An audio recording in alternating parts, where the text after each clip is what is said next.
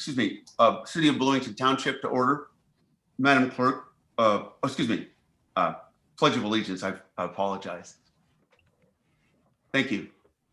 I pledge allegiance to the flag of the United States of America and to the republic for which it stands, one nation, under God, indivisible, with liberty and justice for all. Thank you. Now, Madam Clerk, would you please call the roll?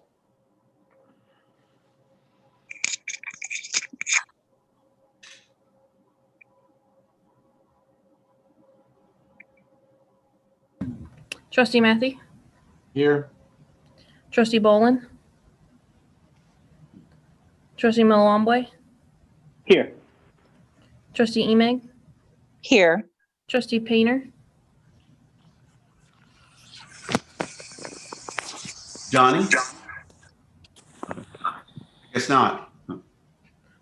Trustee Creel? Here. Trustee Black? Here. Trustee Crable? Here. Trustee Bray? Here. Trustee Renner? Here, thank you very much. We have the consent agenda under number 4. Are there any items that anyone would like to have removed? They are all approval of minutes or a general township and expenditure report. Okay. Seeing none, is there a motion to approve the consent agenda under item 4? Motion to approve, Mayor. I'm sorry. Who did? Trustee Renner. Okay, thank you, Trustee Matthey. A second. Second, Your Honor. Second. Second by several people. Trustee Emig. Thank you. Any discussion? Okay, Madam Clerk, would you please call the roll? Thank you. Trustee Matthey? Yes. Trustee Bolin? Trustee Malomboy? Yes. Trustee Emig? Yes. Trustee Painter? Trustee Creel? Yes. Trustee Black? Yes.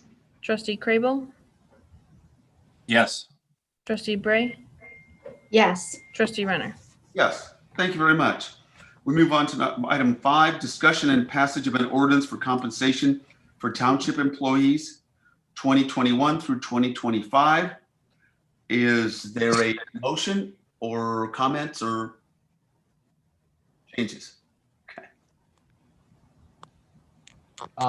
Mayor, Yes. I would move to approve as presented. Okay. A motion by Trustee Craybill. Was that a second, Trustee Matthey, or was there? No, it wasn't, Mayor. I was going to point out that we got an email from Trustee Bolin this afternoon, that she wanted to make a specific motion on this, but I don't know why she's not on this call because I'm assuming everybody got this email from her. So, Well, at this point, we can't have a motion in an abstention. So let me go back to the motion that was made by Trustee Craybill. Is there a second to that before we go forward? There's no second? Okay, motion dies of a second. Trustee Matthey, I'm going to return to you. Did you want to make a motion? Well, I guess I'm not 100% sure what to do here. With Trustee Bolin sent this out that she wanted to make a motion to freeze the salaries where they are due to numerous reasons around COVID and lower revenues coming in, and she put it all in an email, and I thought that was the motion she was going to make, but sure. Under any procedural rules in Illinois, if someone can't make a motion if they're not here or on the phone. So are there any trustees that want to make this motion or any motion at this point? Trustee Painter. Thank you. I think that's reasonable. Actually, when I look at what the salary is, right now it's $94,000 a year. You, Mayor, make what, $12,000 a year? All of us on council make $5,000 a year. I think that salary for a township supervisor is almost obscene. Plus, in the beginning, she had the Scott Health Commission under her, she was the one who was in charge of that, and that is no longer the case. I know that when the last township supervisor left, he was making what, $68,000 a year, and he got another $18,000 for the Scott Commission. I think even taking it back to $68,000 would be reasonable. But I know that might be a bite for someone. So I would make a motion that we freeze the salary at $94,000 a year and not have any raises for the next 4 years. I think that's a reasonable thing to do. Is there a second? I'm sorry, can I ask a clarifying question? We need a second, or it dies of a second first.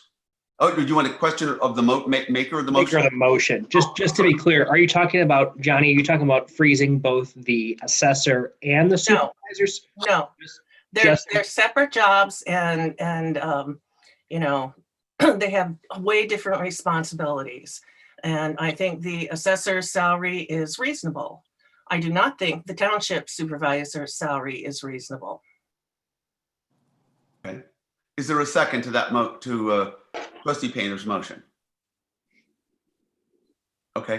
Trustee Boland just joined the call, Mayor. Yeah, I do. I see her on there. Okay. So the motion dies of a second. We've got two motions that have died of a second. Are there any, at this point, is there a Pardon me. motion on this matter at all? Does Donna know what the motion is?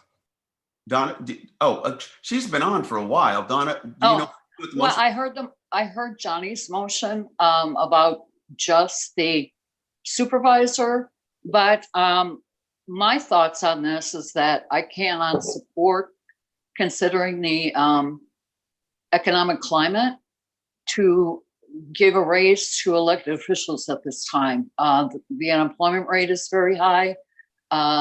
Businesses are struggling, and I would prefer to freeze both. Okay.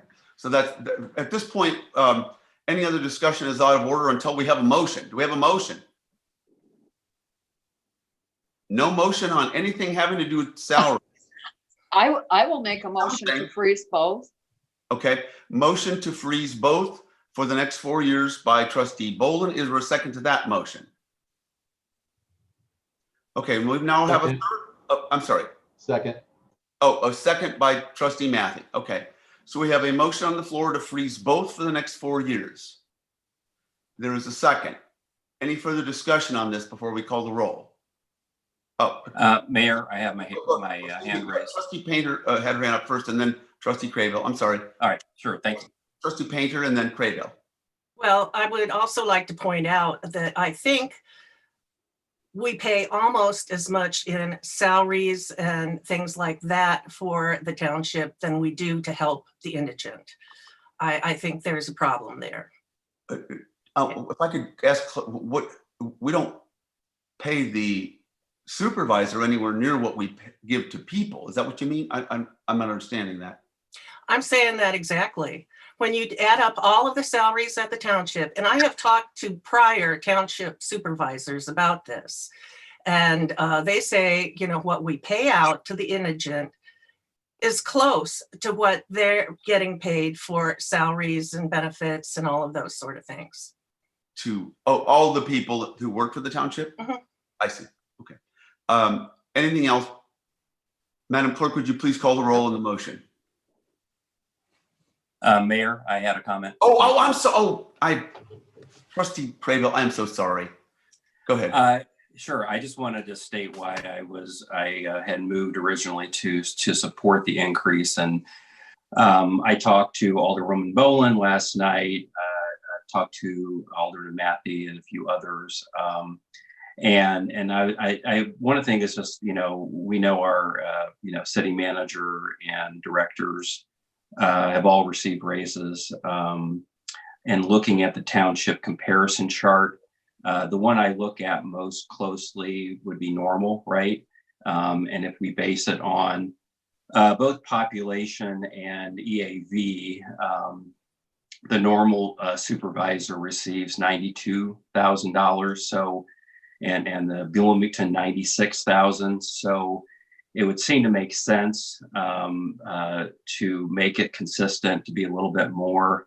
I don't believe there's been an increase in the last 8 years. And so that's why I would have voted for that.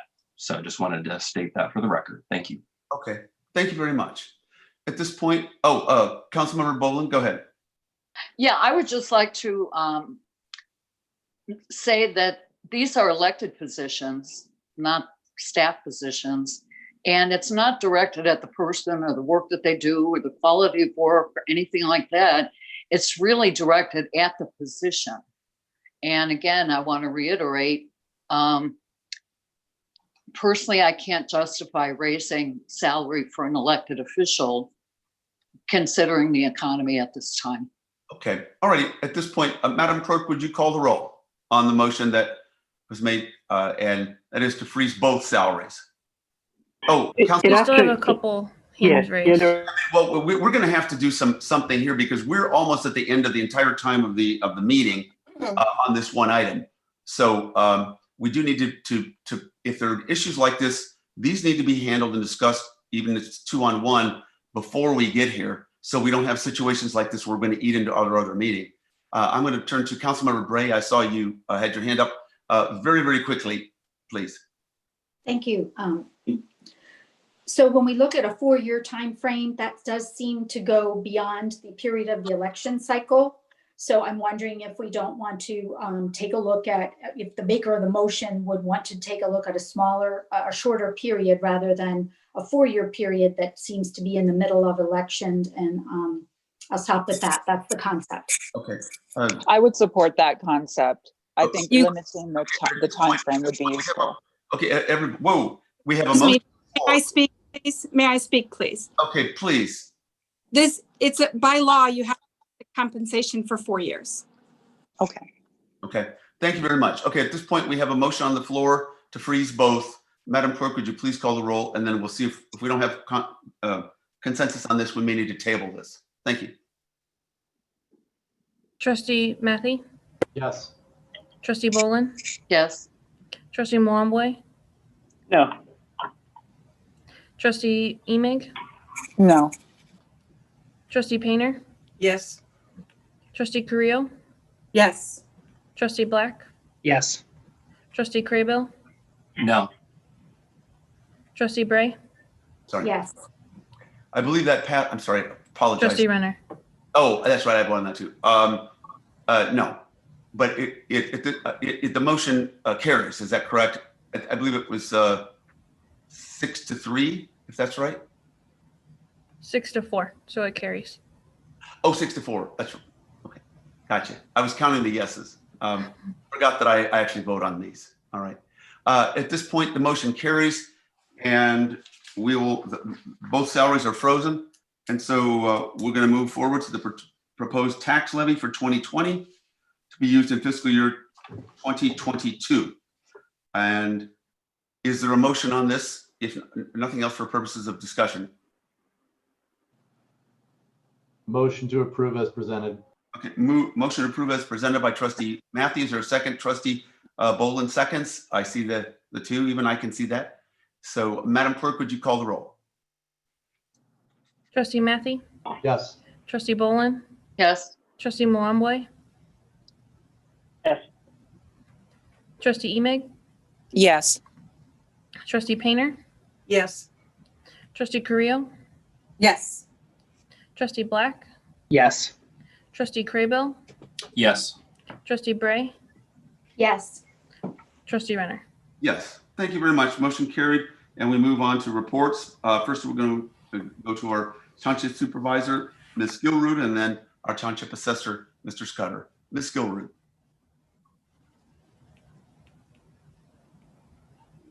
Deb, you're muted. Deb? I want to make sure that the records reflect that there's a change in the general assistance and emergency assistance payment levels. Illinois Department of Human Services has upped their TANF requirements or payouts, and our minimum amount per person or for an individual is $319. It's up by, let's see, what was it, 312? So $7 or whatever. And then the emergency assistance levels have changed, and the one person emergency assistance is the same as the general assistance, and then $112 increase per household individual that's in the household. That's all I have. Okay, thank you very much. Mr. Scudder. I showed the graphs as presented. If you have any questions on them, I'll answer them at will. Questions of Mr. Scudder? Seeing none, at this point, thank you very much. We appreciate that. Any public comment on matters relating to Township? Madam Clerk. We don't have any additional matters. Okay, thank you very much. Is there a motion to adjourn? Mayor, before we make a motion to adjourn, how do we have a discussion about moving the start time of this meeting forward? This is like the 6th month in a row where we have run up against the other meeting and feels. I think you've just had it, and we'll make it at 6:30, or excuse me, 5:30. Thank you. Thank you. Yeah, And I'll make a motion to adjourn. thank you. Is there a second? Second. Second by Trustee Carrillo. All in favor, signify by saying aye. Aye. Aye. Aye. All right, we're gonna have a 3-second interlude, and we're gonna go right into our city council meeting. I'm gonna go ahead and call the meeting of the Bloomington City Council to order. And if we could start with a pledge of allegiance and then a moment of silence. I pledge allegiance to the flag of the United States of America and to the republic for which it stands, one nation, under God, indivisible, with liberty and justice for all. Thank you.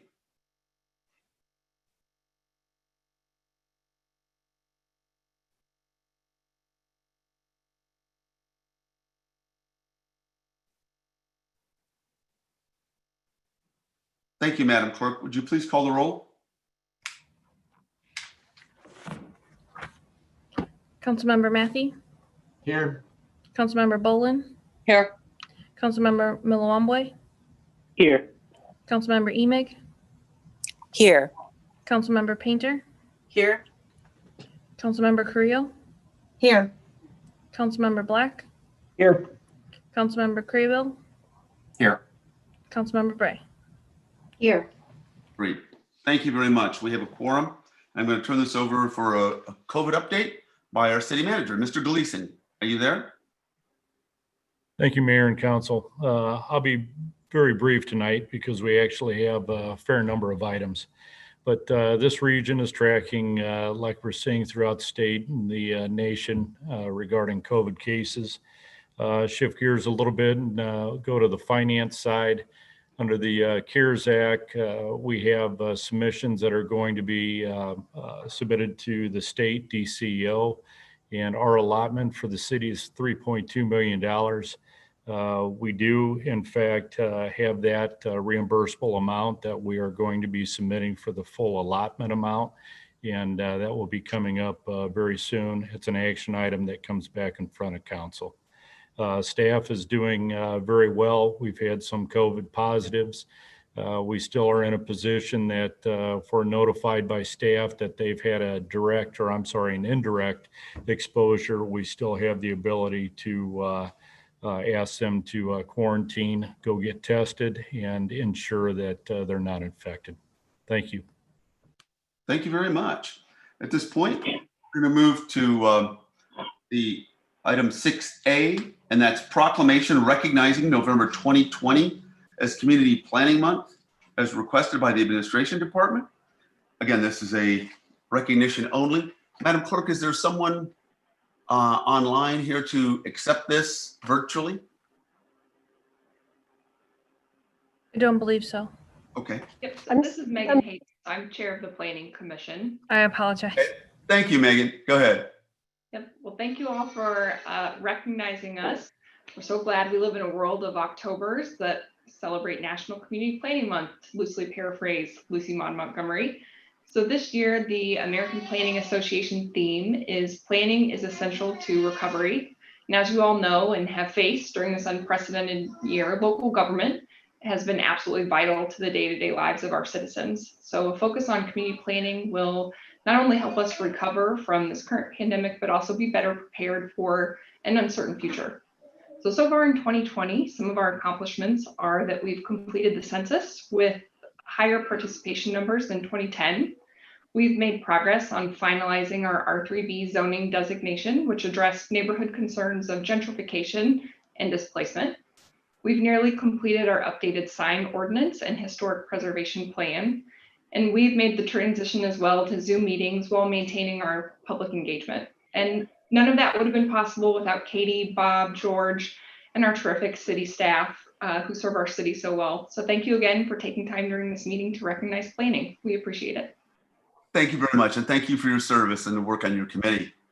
Again, declaring October 2020 Community Planning Month, whereas change is constant and affects all cities, towns, suburbs, counties, boroughs, townships, rural areas, and other places. And whereas community planning and plans can help manage this change in a way that provides better choices for how people work and live. And whereas community planning provides an opportunity for all residents to be meaningfully involved in making choices that determine the future of their community. And whereas the full benefits of planning requires public officials and citizens who understand, support, and demand excellence in planning and plan implementation. And whereas the month of October is designated as National Community Planning Month throughout the United States of America and its territories. And whereas American Planning Association endorses National Community Planning Month as an opportunity to highlight how planning is essential to recovery and how planners can lead communities to equitable, resilient, and long-lasting recovery. And whereas the celebration of National Community Planning Month gives us the opportunity to publicly recognize the participation and dedication of the members of planning commissions and other citizen planners who have contributed their time, their expertise to the improvement of the city of Bloomington. And whereas we recognize the many valuable contributions made by professional, community, and regional planners of the city of Bloomington, and extend our heartfelt thanks for the continued commitment of public service by these professionals. Therefore, be it resolved that I, Terry Renner, Mayor of the City of Bloomington, do hereby proclaim the month of October 2020 as Community Planning Month in the City of Bloomington in conjunction with the celebration of National Community Planning Month. Thank you very much. Next, we have a Domestic Violence Awareness Month. Madam Clerk, is there anyone online to accept or receive this? I do not believe so. Okay. Thank you very much. This is declaring October 2020 Domestic Violence Awareness Month. Whereas in the United States, nearly 60% of children are exposed to violence each year. Every 7 seconds in the United States, a woman is assaulted or beaten. 1 in 3 women and 1 in 4 men have been victims of some form of physical violence by an intimate partner within their lifetimes. And whereas Children's Home and Aid has been a leader in responding to the changing needs of disadvantaged children and families in Illinois, for more than 125 years, Children's Home and Aid has paved the way by establishing best practices and shaping laws in child welfare, early childhood, and juvenile justice. And whereas Children's Home and Aid has been serving families parenting children following exposure to violence and has served nearly 40,000 children each year.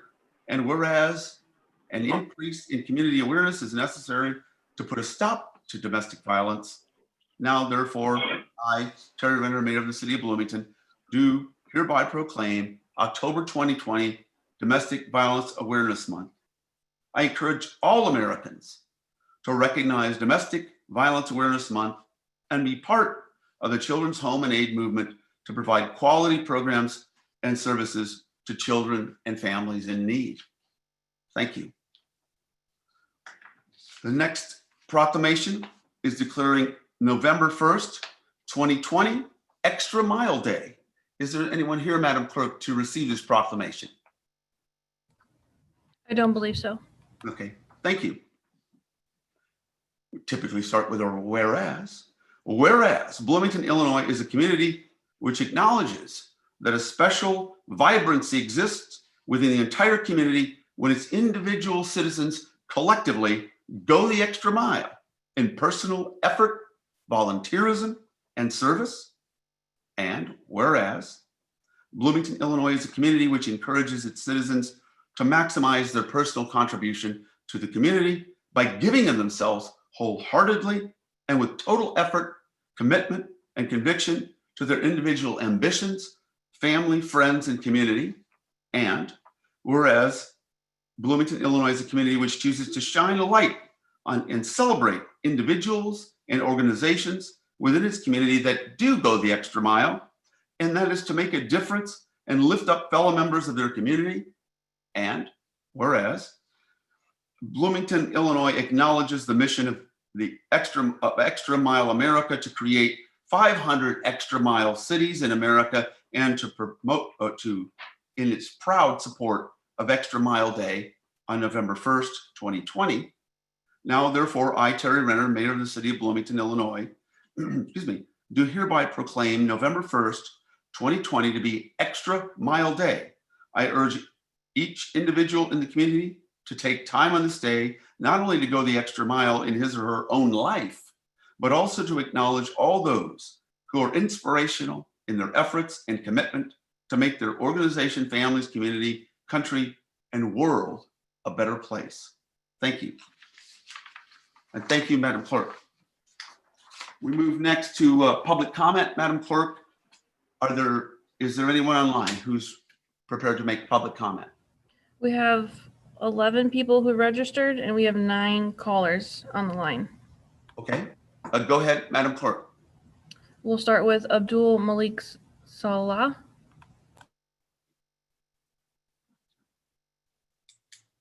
Abdul, can you hear us? Hello? All righty. Hello. Can everybody hear me? Yes, thank you. Abdul? Perfect. All righty. Yes. So hello. So first and foremost, I would like to say shout out to Giancarlo for all the hard work that you have done, and to let it be known that for all the hate that you receive, we the community are sending you love and admiration tenfold. I would like to remind everyone listening that by and large, we are all immigrants. I asked the City Council to pass the Welcoming City Ordinance to help our community members sleep a little bit better. I asked the City Council to pass the Welcoming City Ordinance to alleviate the stress and heartache of our young citizens who may have parents and grandparents who are undocumented. I asked the City Council to pass the Welcoming City Ordinance so that an immigrant mother or father can leave their house with a little less fear in their heart. Passing this ordinance will give our community members more ease of life as we journey through these uncertain times and beyond. It is the job of the local council to, however they can, ensure its community members feel safe and protected. In order for our city as a whole to prosper without fear, without judgment, and with liberty for all, I ask the City Council to pass the Welcoming City Ordinance. Thank you. Thank you very much. Madam Clerk, can you go to the next person, please? Next, we have David Fedor.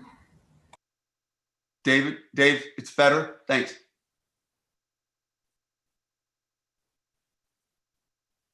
Dave, are you there? Can you hear us? Looks you like need to unmute yourself, I think. If you're on. Yeah. Okay, can you hear me now? Yes. Okay. I am only here if there are any questions with regards to the consent agenda item M. I don't really have anything to add. I just wanted to let you know I was on the line in case there were any questions. Dave, I appreciate that and thank you for calling in. But our policy is that this is not an interactive time. It's really a time for people to give their perspective without direct a query or back and forth between council and citizens. So, but thank you very much, Dave. Next, Madam Clerk. Next, we have John Reed.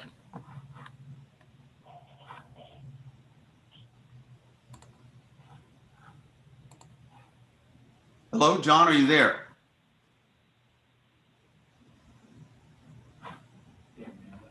He's unmuted now.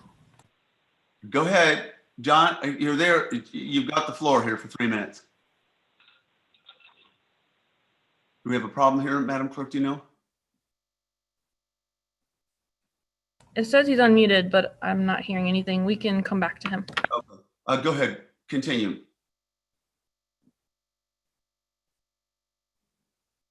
Can you hear? Well, okay. Are I you apologize. I just unmuted David. David? Who? Okay, Madam Clerk. Who's? We're gonna go with Judy Glenn.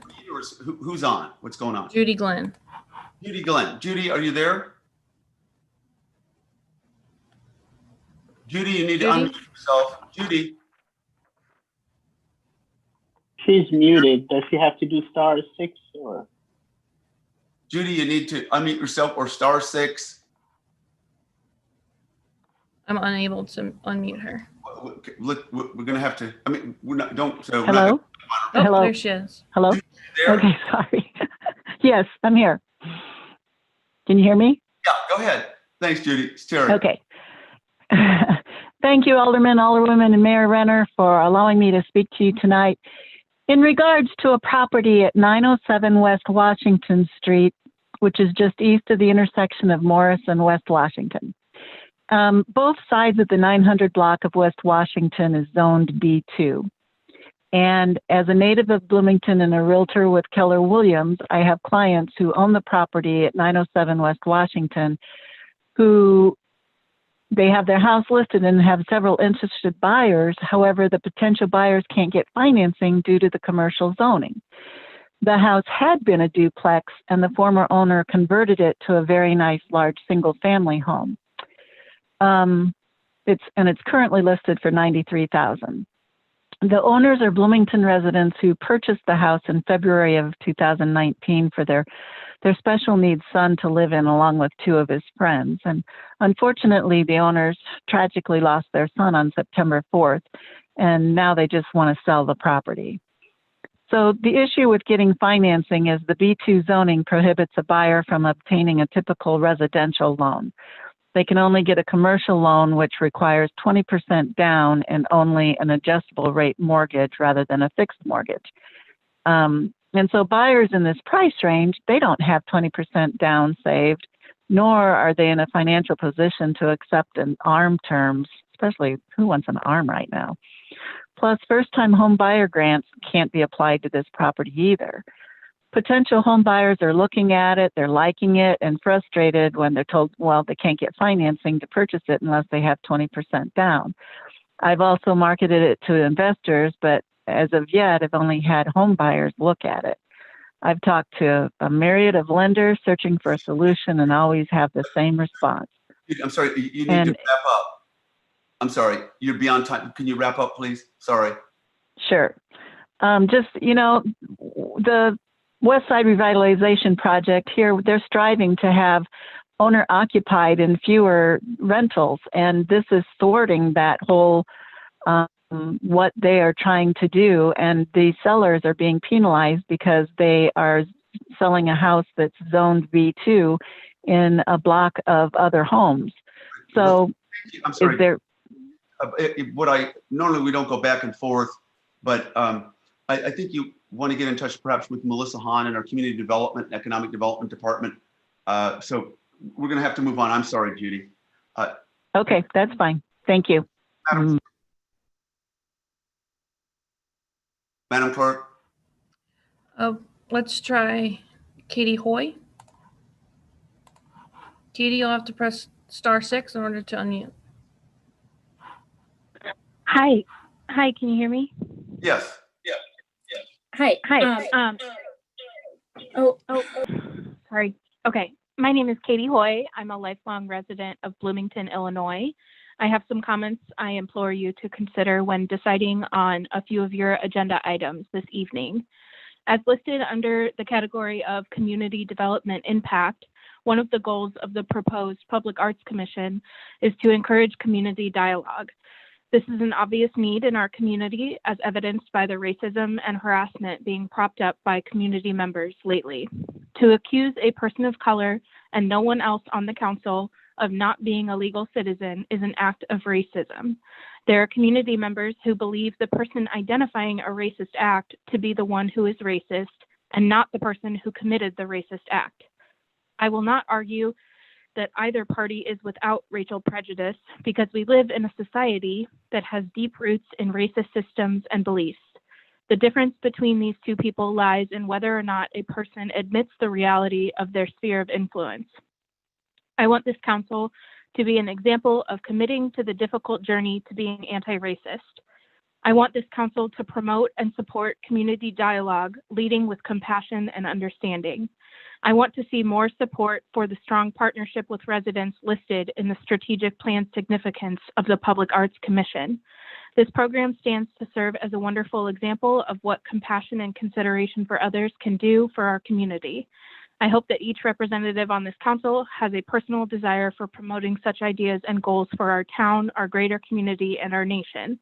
Another way this council can prove its dedication to encouraging community dialogue and strong partnership with residents is in passing the City of Bloomington's official recognition of Juneteenth. This year has been a peak in mounting tensions over racial inequity in our country. Scientists can validate the evidence of the long-term effects of generational trauma that our Black neighbors endure. I feel that significant reparations are due. I'm sorry. Can you finish your sentence, please? Yes. Juneteenth 2021 stands to be one hell of a party should it be passed. Thank you. Thank you very much. Madam Clerk, next. Next is Crystal Abel. Crystal, can you hear us? Can you go ahead? Yes, can you hear me? Yes, Crystal, thanks. Hello. Today, a sect of America's culture is based around demagogues who appeal to our worst irrational fears. Conspiracy theories that were once confined to the fringe are becoming mainstream on a national level, just as we see people in our own community spreading conspiracy theories about people that sit on the city council. There is no reason or evidential argument these people can present other than a belief in an autocracy based on shared lies binding them together. Hate crimes in the U.S. are surging along with attacks on religious and ethnic minorities around our country. There are people in our community, as well as outside agitators that live miles outside of Bloomington, making it their mission to make the life of the sitting alderwoman miserable solely based on a lie they believed about the legitimacy of her citizenship. This is an attack steeped in hate and based on her ethnic background. It is no surprise that they're in their online hate group. One of the admins of the group made a post admitting that while they were wrong about her citizenship, their goal was still to organize sustained harassment and bullying of this alderwoman. These people have gone so far as to make public death threats against her on social media.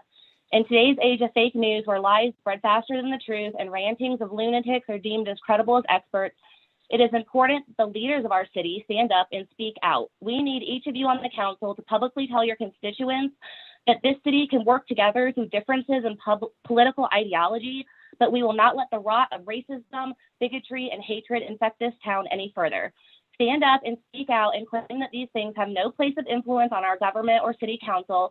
Tell your constituents that cyberbullying, stalking, and harassment is wrong and illegal, and that if they want to make a change, the right way is through electoral organizing, not hate crimes pushing an agenda of white supremacy. Let the city of Bloomington know that while the hate that feeds in the mouths of a few races may be loud, it is intolerable and not what this city stands for. Send this message by calling for an end to the harassment and hate-based attacks on Alderwoman Carrillo, as well as passing the original Welcoming Cities ordinance that was supported by the Keeping Families Together coalition. I look forward to seeing your messages of support and condemnation of hate-based harassment. Thank you for your time. Great. Thank you very much, Crystal. Madam Clerk, next. Next is Neil Finland. Neil, can you hear us? Are you there? Neil? Neil, you'll need to press *6 in order to speak. Neil, are you there? Yeah. Okay. Mayor, can you hear me? Yeah, we can hear you now. Yeah, not a public comment. This is the only way that we could sign up to answer any questions in regard to the consent item 8L and 8N, like Mr. Feder had mentioned. And that will apply also to Elizabeth Megley, who is with me in our conference room, and also Tom Armstrong. with the Grove Development Group for that same item 8L and 8N. So we're here to answer any questions. Sorry for the confusion, but there's just no other way to get through that portal. Thank you. Well, Neil, in the future, just so that you know, if you need to talk and want to interact, you want to talk to myself or the city manager. Sure. But at this point, we can't have a back and forth. Those are our general rules. That's the point. Public comment is to, as I mentioned to Mr. Fetter, to give us your point of view, not to begin an interactive session. Right. Anyway, at this point, thank you. We're just here to answer any questions. Thank you. That's why I'm so sorry, because that's something you can't do right now. But we in the future, we want to make sure that you have the opportunity to do so if you want to beforehand. Madam Clerk, thanks, move on. Thanks, Mayor. Thanks. Next is Sonny Garcia. Sonny? Mr. Garcia? Oh, yeah. Okay, we hear you. Go ahead. Okay, great. Yeah, my name's Sonny Garcia. I live in Bloomington, Ward 6. I want to echo some of the statements that have already been made in regard to the racism that's happening in our community and directed towards certain members of our city council. Would like it if other city council members would admonish that behavior and rhetoric, whether it's online, during the public comment section, or anytime you see racism in the community, please stand up and speak out. With that, I also want to jump in and say that we are still waiting on City Council to act on a Welcoming Cities ordinance here in Bloomington. I'm going to go ahead and read some of the ICE atrocities that have been listed online. Number one, removing the brain tumor from a patient from a hospital.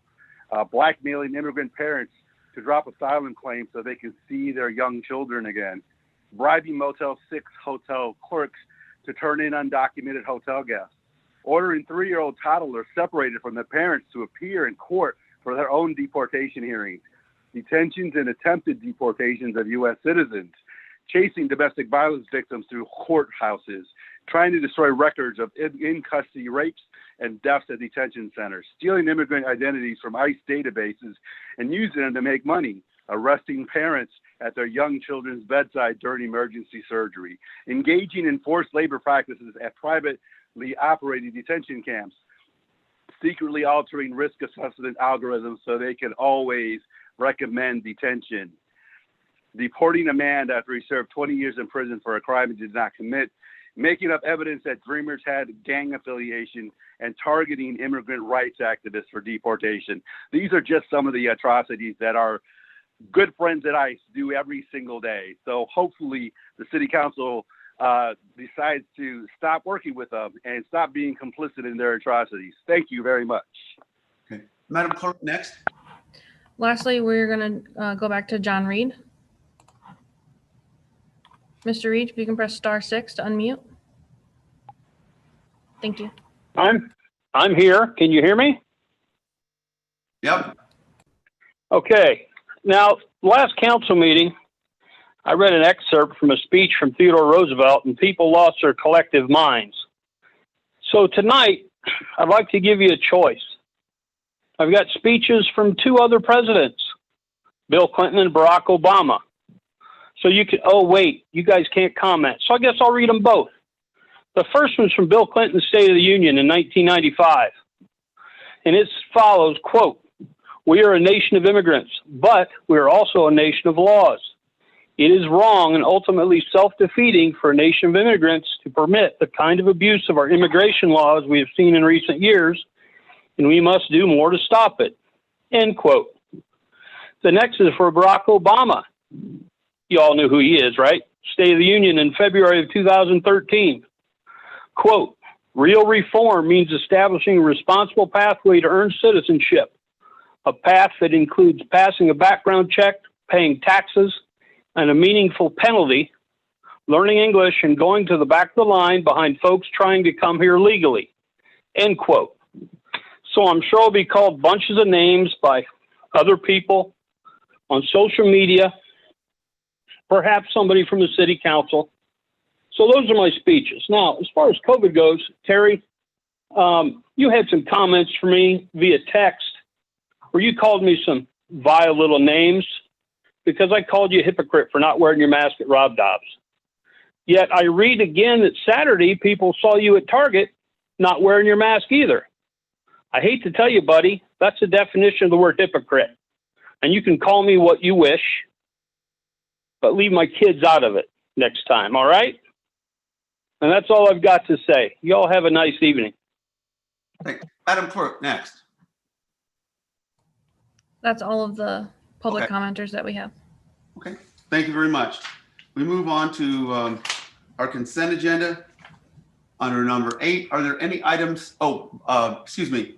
Before I ask if there are any items to be pulled from the consent agenda, I'm pulling under 8B as in boy, under appointments, the appointment of Jennifer Wilkes to the PSCRB, and I'm pulling item 8C on the consent agenda for further consideration as staff works on this contract.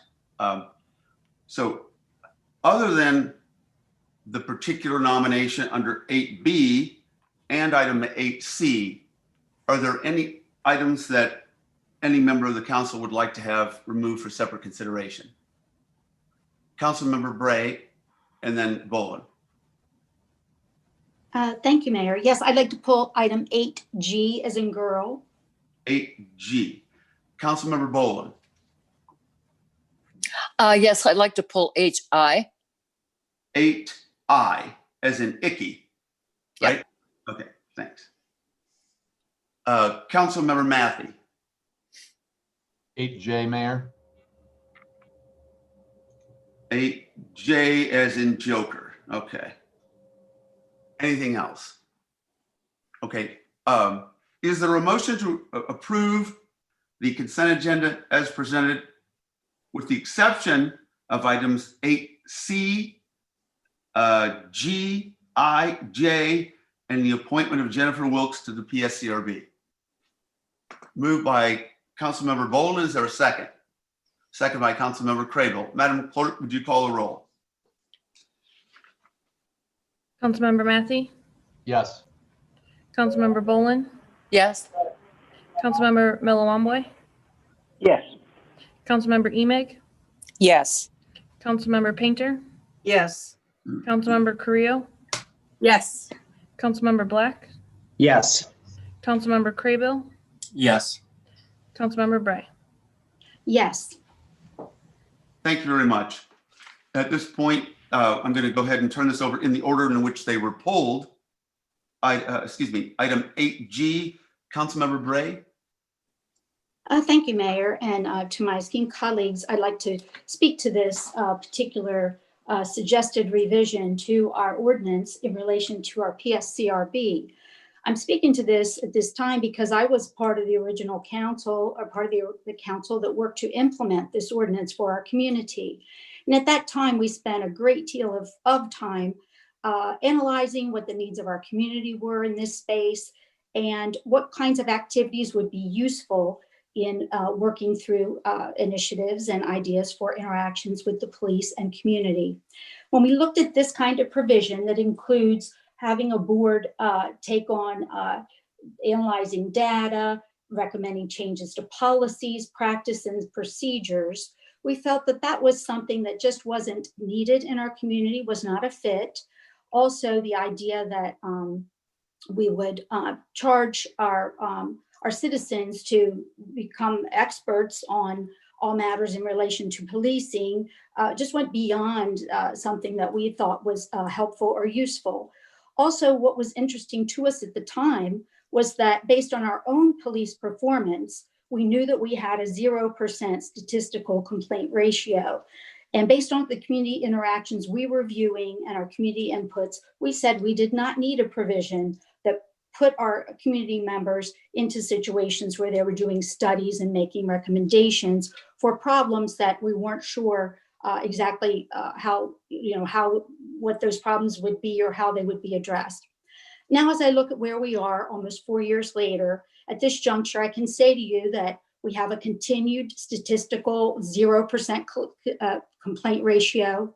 We have a police force that performs in a more than satisfactory manner, an exemplary matter, in fact. And I think part of that is our great fortune in having a city manager like a Tim Gleason and having the talent that we've had in the position of a police chief, as well as just very senior and experienced staff. And when we look at what's happening in our community and how our police respond to our community, again, I look at whether or not we have needs to change or enlarge in the role of the PSCRB. And in fact, I know that most recently, one of the questions the PSCRB was asking the council was whether or not we should disband them because of the very low complaint ratio that was coming in. So, however, I've been an advocate of continuing the board.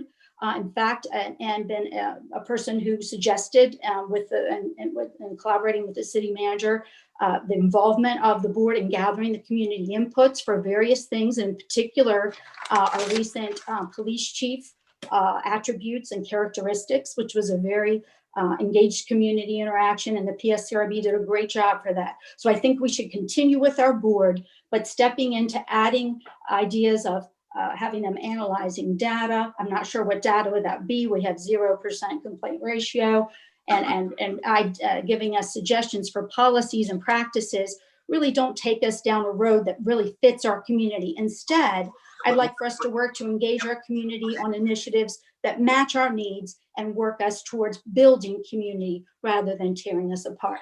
Thank you. So, Kim, normally this isn't, we don't pull something to make comments, but are you making a motion then to not approve this, or what are you saying?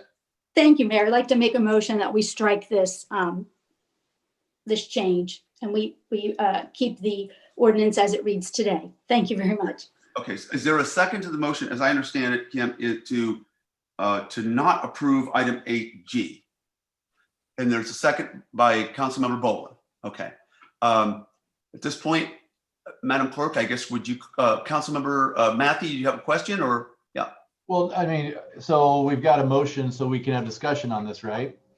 Yeah, we don't really have a time for it, but yeah, go ahead. Oh, this is important enough to make time, Mayor. So I was on the council at the same time, and I actually disagree with that assessment. I don't see any harm in allowing one of our commissions to have conversations and make recommendations. Most of our commissions have the ability to have conversations and make recommendations. You know, it does not mean that the city council has to actually adopt or take those recommendations. It doesn't mean that the police department has to adopt or take those recommendations, but I don't see there being any harm there in allowing recommendations and allowing this language to be added. So I will be voting no to an ordinance to strike this. Okay, thank you very much. Any other comments on this? Whoa, okay. Councilmember, I saw your hand because it was like smashing in my face. Councilmember Luambe and then Craybill. Thanks. Okay, sorry, I was muted there. Well, I'd like to hear a little bit more about what would unfold. You know, how would this happen? Would the staff be involved? You know, would there be somebody there to kind of, you know, hold the commission or the PSCRB's hand, or, you know, how is it going to work? Well, I think that if we're going to go, if you want more information on that, on something that's normally routine like this, and as Councilmember Matthew said, if this is really that important, then we need to bring it back under a very separate item. But at this point, we have a motion on the floor, and we have a second to strike. If you really want more information, I would suggest we put it on a future agenda. Yeah, that would be my suggestion, that we kind of take a closer look at it. Okay.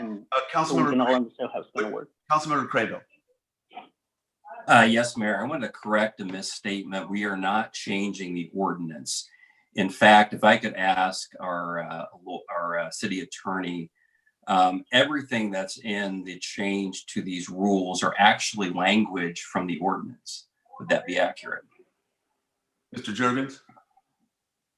Yeah, actually, our ordinance talks about this board recommending different things in a couple of different spots within the ordinance. Some of that goes to complaints that come before the board. Then there's also provisions about quarterly meetings, and community members can make recommendations for improving interactions, and it's a little vague as to where those recommendations go. And then there's a community outreach component of our ordinance that talks about this board working with PD, legal, and the Human Relations Commission. And that's where it talks about, quote unquote, analyzing data, community outreach, anticipating problems. And those recommendations are to go to the police department. And so the PSCRB wanted to have language within its bylaws. So this is actually a change to their bylaws, not the ordinance, that just kind of clarifies that when they do get a request, or they get data, or they get recommendations from the community, that there's a process for them to provide that information along to city officials. Does that answer your question? Yes, thanks, Jeff. Okay. All right. At this point, we have a motion. Councilmember Bray? Yeah, Mayor, I'd just like to say that as a member who served and worked actively on the original ordinance, I would prefer that we have some opportunity to work on any changes that occur, and maybe through a 3-in-1 process or through committee of the whole, we take that on as to what if any enhancements need to be done, if any at all, because we were very careful the first time. We shepherded this through in a way that we set this up for success, and it has been so successful for us. And I just think we need to be intentional and vote down this change at this time until we do have the opportunity for some sweat equity. Thank you. Thank you. Councilmember Carrillo. Yeah, while I was not on council when this ordinance was passed, I was one of the lead organizers on the campaign that led to its passage. And I can say, safely on behalf of the 9 civil rights organizations that endorse the Civilian Review Board and the PSC, that we recognize that it's going to take a long time to build a culture of trust for complaints to come forth. But the real power of this board was to be proactive in naming places that we can go above and beyond in terms of our standards for policing. I think it would be much more comfortable, perhaps, to avoid the conversation that our experiences of police are different depending on who we are. So I'm glad that those have been positive experiences for Councilmember Bray, but the reality is that that's not a shared experience. And while we do have a very low rate of complaints, that doesn't necessarily mean that there aren't things to complain about. It just means that people do not trust the complaint process. Because while we have a very low percentage of complaints, we have numerous studies from independent sources that have pointed to the fact that Black people in our community are many times more likely to be pulled over, to be searched, to be canine sniffed, to have excessive force used against them. So this is not numbers that I'm pulling. These are, well-known, well-published, independent pieces of research. And so, yeah, I think that the reason that this board was established was to empower civilians to take a lead in letting us know what needs to happen. And if there was ever a year that we should listen to that and take the risk of perhaps moving forward in a direction that is unknown to us, but trust that our members of the board are going to take us to a good place, I think this would be the year. So I'd like to call the question. Okay, we do have one last. I object. Pardon me? If she's calling the question, one objection ends that. Okay. I still want to talk. I know that. I was going to kind of take the liberty to say, I saw you had your hand up. Councilmember Black, you're the last one then. Well, I saw that Julie also had her hand up too. Julie, I don't have Julie on my screen. Okay. Oh, there I have you. Sorry. Yeah, thank you. And this is an important question. I know that we didn't budget time for it, but we should talk it through. I'll just throw out there that, as part of the process from before it passed, and then we had an election and it passed. I heard a lot of wild claims that were made at the time. We're going to see dozens of complaints that are going to be filed. We have to do this process. And we really haven't seen that come to pass. Again, I'm not saying that that's not for, there could be a lot of reasons for it. I don't agree that it's because of lack of trust in the process. What I do think is that we should be diligent in how we craft our ordinances to make sure that we're not creating unintended consequences. And what I'm seeing as an adjustment here doesn't offend me, and I think we should go forward with it. And we need to have some means for recommendations. But a couple of notes here.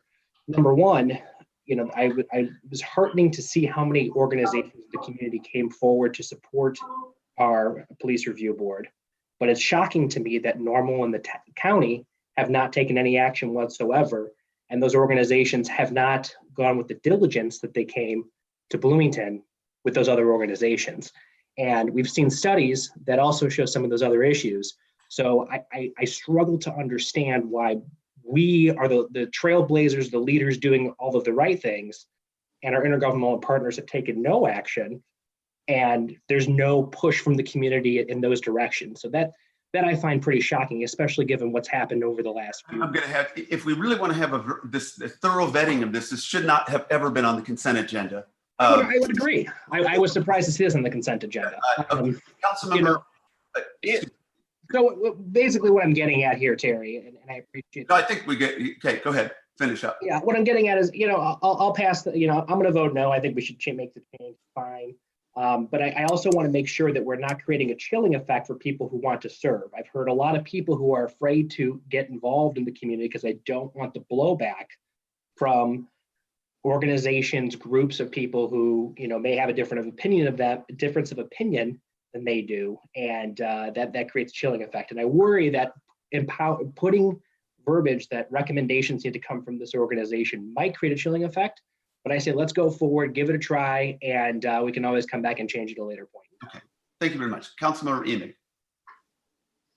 Thank you, Mayor. I see this less as something that is really much more of an addition to this, but rather going back to Alderman Crable's point that it's an alignment, that the craft of the original ordinance is really well articulated, and that this just brings it one more step so that there's a process attached to how this community can further advance whatever policy recommendations or analyses they have forward.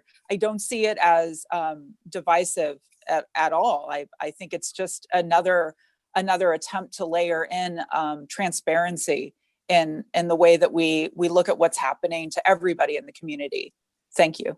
Thank you very much. Okay, we're going to go ahead. Okay, Councilmember Bull, it's going to have to be quick because we're. No, I was gonna ask Alderman Bray if she wanted to change her motion. Is that possible? Only if she and the maker are okay. Well, okay. What's your suggestion, very quickly, because we're going to move to the motion itself, and then anything else would be in. What to move it to a committee of the whole? I want to call the question again. Okay, I think at this point, if we want to go and make a separate motion, if this one doesn't pass, then anything would be in order. Madam Clerk, would you call the roll? We have a motion on the floor. If it passes, great. If it doesn't, move on to another motion. Councilmember Matthey? No. Councilmember Bolin? No. Councilmember Milawamboy? No. Councilmember Emig? No.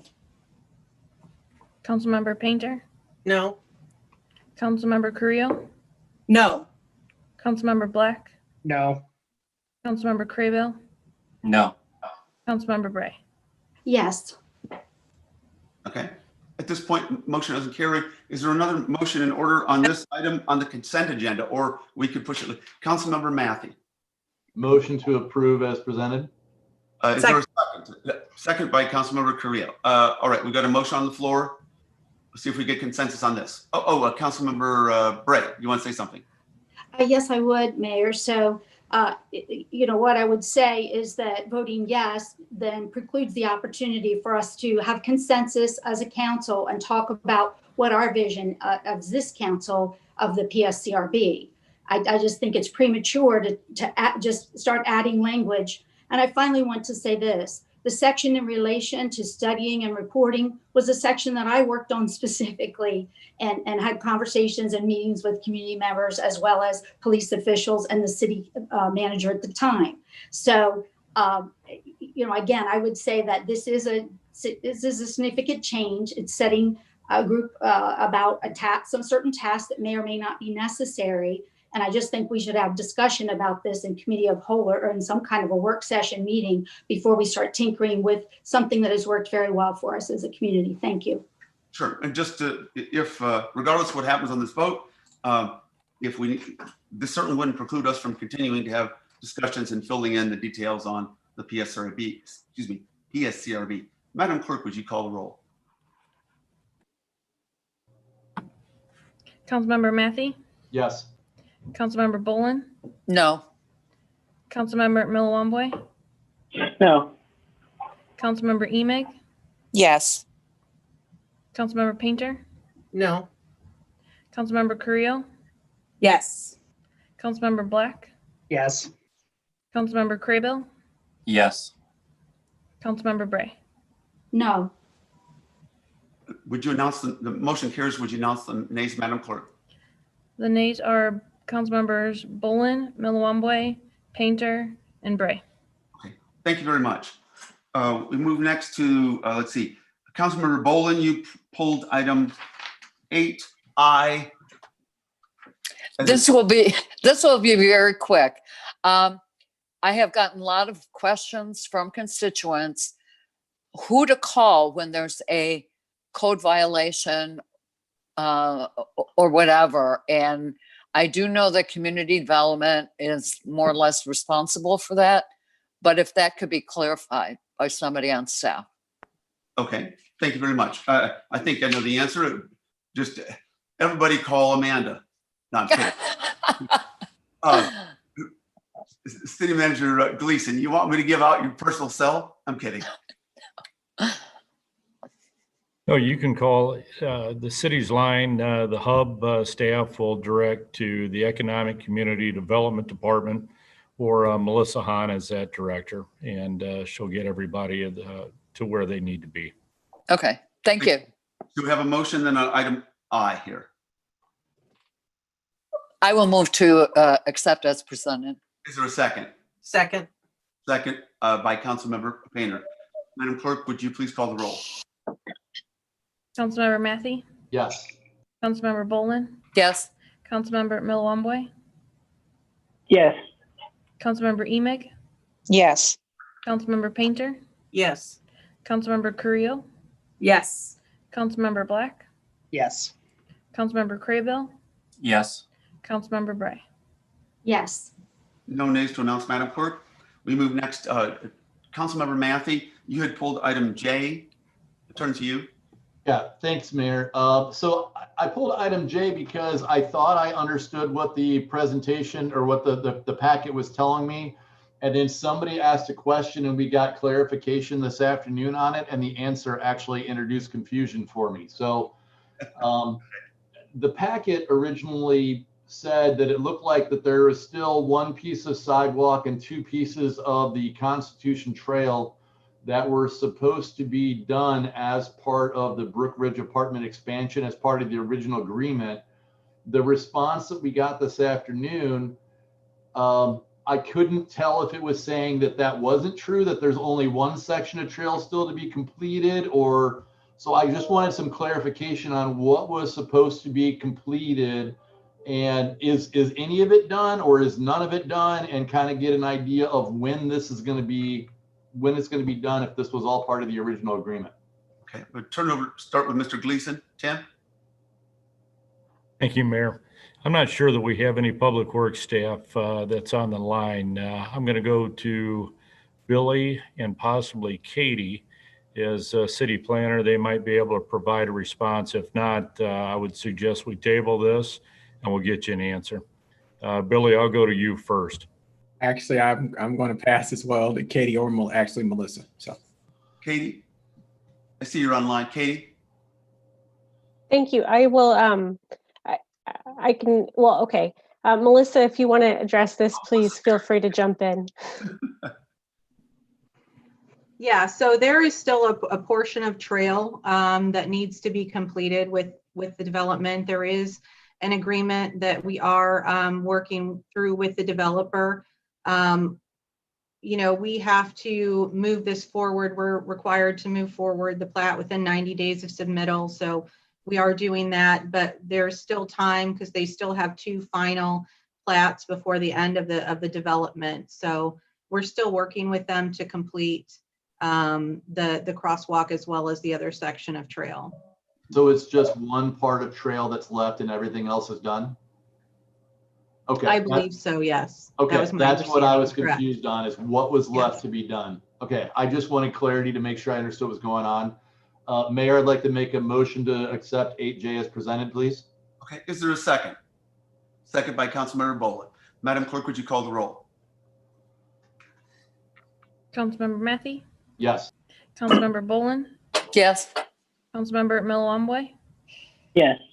Councilmember Emig, Yes. Councilmember Painter, Yes. Councilmember Carrillo, Jen? Councilmember Carrillo. Jen, you're muted? Looks like there she is. Oh, there she Yes, sorry, I couldn't unmute myself. Yes. Okay. Councilmember Black, Yes. Councilmember Craybill, Yes. Councilmember Bray. Yes. Okay, thank you very much. We're going to move now to item 9, which is a public hearing. And I'm going to call the public hearing for the 2019 Community Development CDBG Consolidated Annual Performance Report to order. And we have a 3-minute approximately presentation by Ms. Tony, and then council discussion and public input. So Jennifer, are you there? I am. Can you hear me? Yes, very clearly. Thank you. Excellent.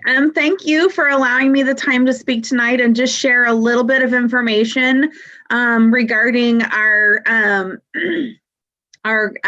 caper is what we call it for this year. So let me know if you can see my screen. Can you see the PowerPoint? Look good. I think everybody. Yep, Yes. thumbs up. Okay, that's good because I can't see it. Give me just a second. There we go. There we go. Okay, so let's try this. You're going to get it and probably in the wrong view, but we're going to try this and see. Okay, so what the focus of this presentation is going to be is really not just what we accomplished in 2019, but what we accomplished over the last 5 years, because program year 2019 was actually the final year of our previous consolidated plan.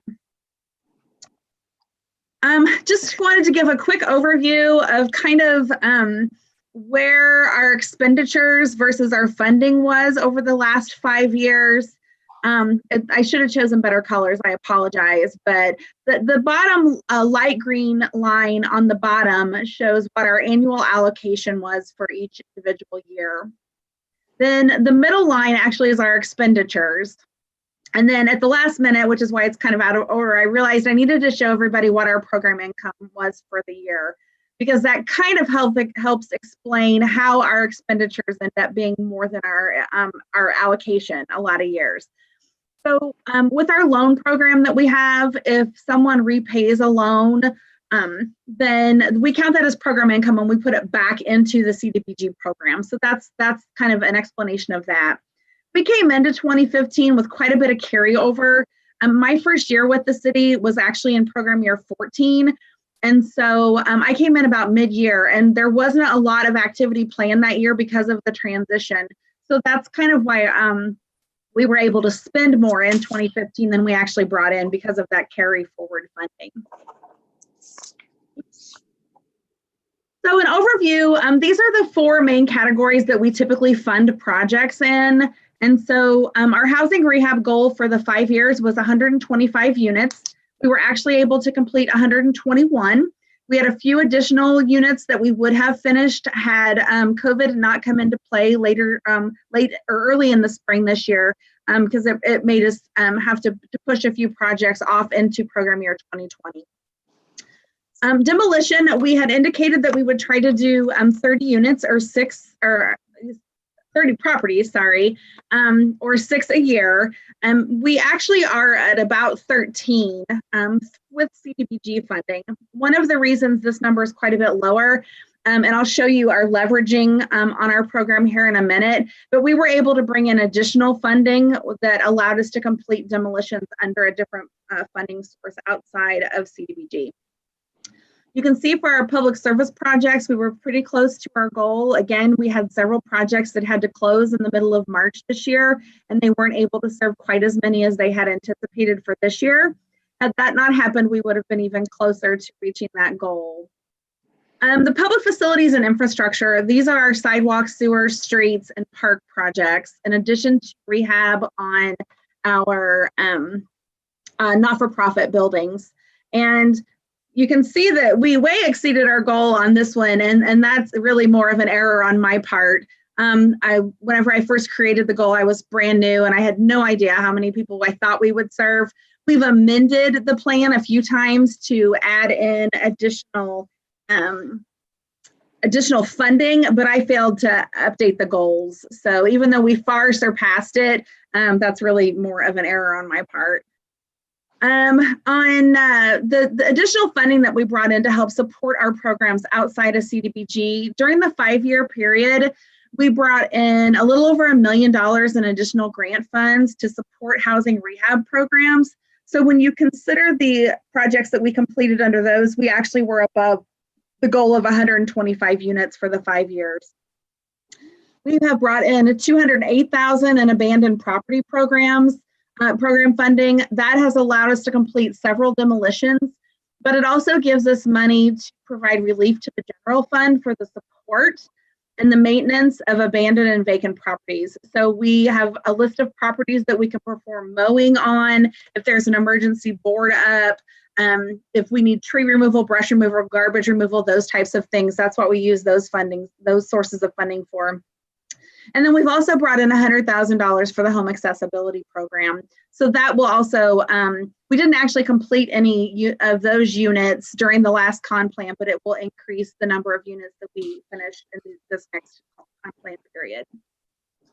Okay, that's the kind of the quick and dirty on the last 5 years, because I knew we had a packed agenda. So I just wanted to see if there were any questions or public comment.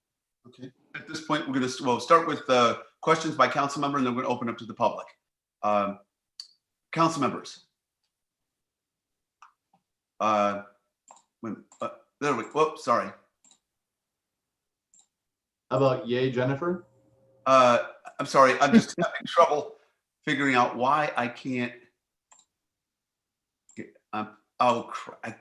Anyway. Okay. Thank you, Jamie. Any other? Thank you, Jamie. We appreciate all your work. I'm sorry, Jennifer. Thank you. Appreciate that. And Jamie, anything else you want to say? Okay. Thank you. And we're going to go ahead and move on. And to public comment. Did anybody register? I believe I didn't see any, but Madam Clerk? No, we didn't have any register for public comment. Okay. Thank you very much. So we will declare the public hearing to be closed, and we move on to our regular agenda. That's item 10A, presentation and an update on the mobile crisis unit. And at this point, we turn this over to Tom Barr, the Executive Director of the McLean County Center for Human Services, and Tricia Malott. I believe they have about a 20-minute presentation, and we have up to a 20-minute council discussion. But before that, I'm going to ask our city manager any preparatory comments. Mr. Gleason, I'll turn it over to you. Thank you, Mayor and Council. Before we turn this over to the presentation, I actually want to recognize that credit for this goes to Alderwoman Painter. The conversation or the comments that she made not too long ago, and some of the follow-up conversations and comments that council had. We thought that we would take this opportunity to share some of the resources that already exist in the community that is being funded in cooperation with city residents.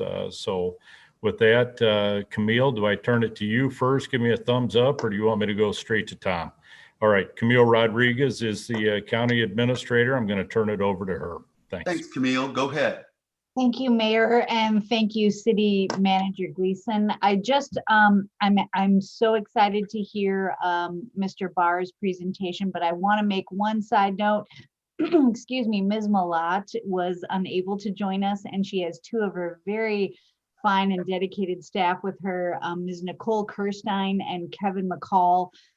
They will be able to explain all the things. I am just here to be supportive and to answer any of the council's questions about things that they cannot. But thank you, City Manager. Thank you, Mayor. And I'll mute now, and please, at your pleasure, as it pleases the council, go in the order that you had to do so. Thank you.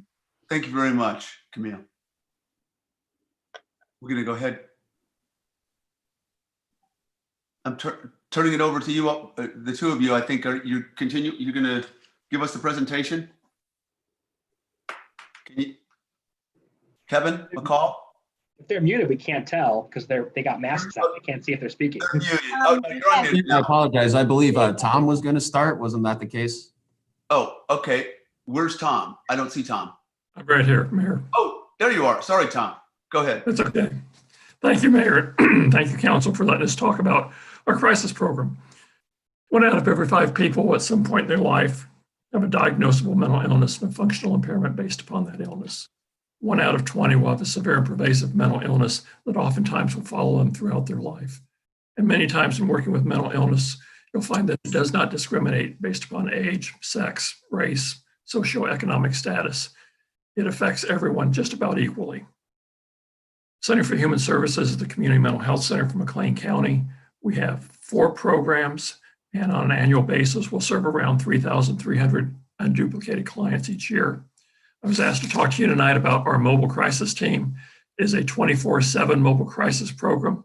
It is one of the few mobile programs left in the state.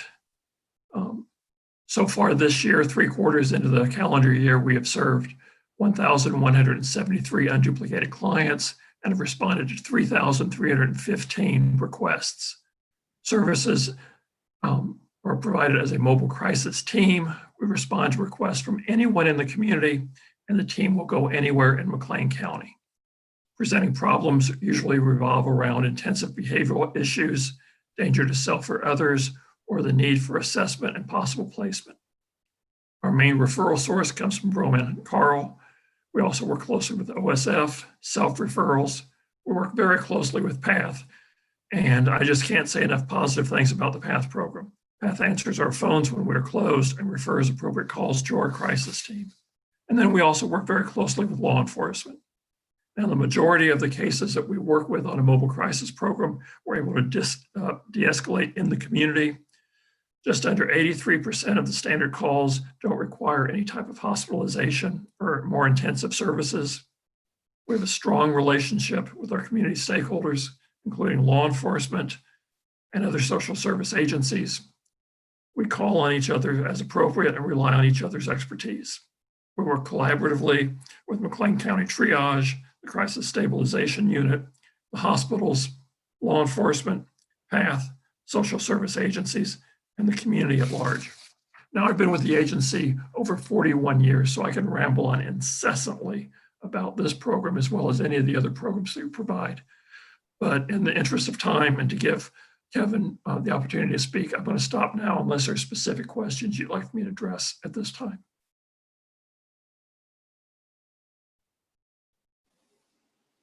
Tom, did I hear you say that there was 1,100 incidents that you responded to so far this year? We responded to 1,173 unduplicated clients, and we have 3,315 requests this calendar year. So we've responded to 3,315 calls. Can you talk to the difference between there? I mean, you said that you had 3,000 requests, 3,300 requests, but you were able to get to 1,170 of them. No, I'm sorry. The difference is the number of clients that we've served, 1,173, versus the number of requests, 3,315. Sometimes a client may be contacting us, or someone may be contacting us about a client, the same client, more than one time. I understand. Thank you for that clarification. I appreciate that. Sure. Other questions? Donna? Could you give a brief description of a night out? Sure. Sure, it is a mobile crisis program.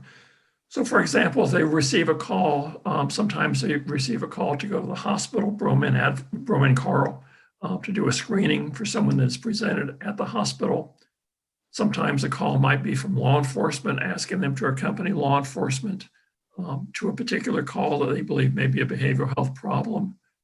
Sometimes it's a referral from the community, another social service agency, or a concerned person, or it may in fact be a call from the individual themselves seeking care because they're feeling they may be a danger to themselves.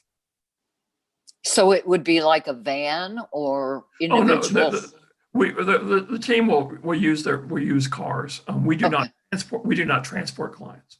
Okay, thank you. And so if I may, if someone were to need to go to the hospital, the team might ask them to meet them there, or at times other arrangements can be made, but the team itself does not transport clients for safety reasons. Okay. Any other questions, Mr. Barr? Councilmember Cradle. Thank you, Mayor, and thank you, Mr. Barr. Just a couple of questions. So how is the mobile crisis unit funded? Where does it receive its funds from? We receive funds from the state of Illinois. Okay.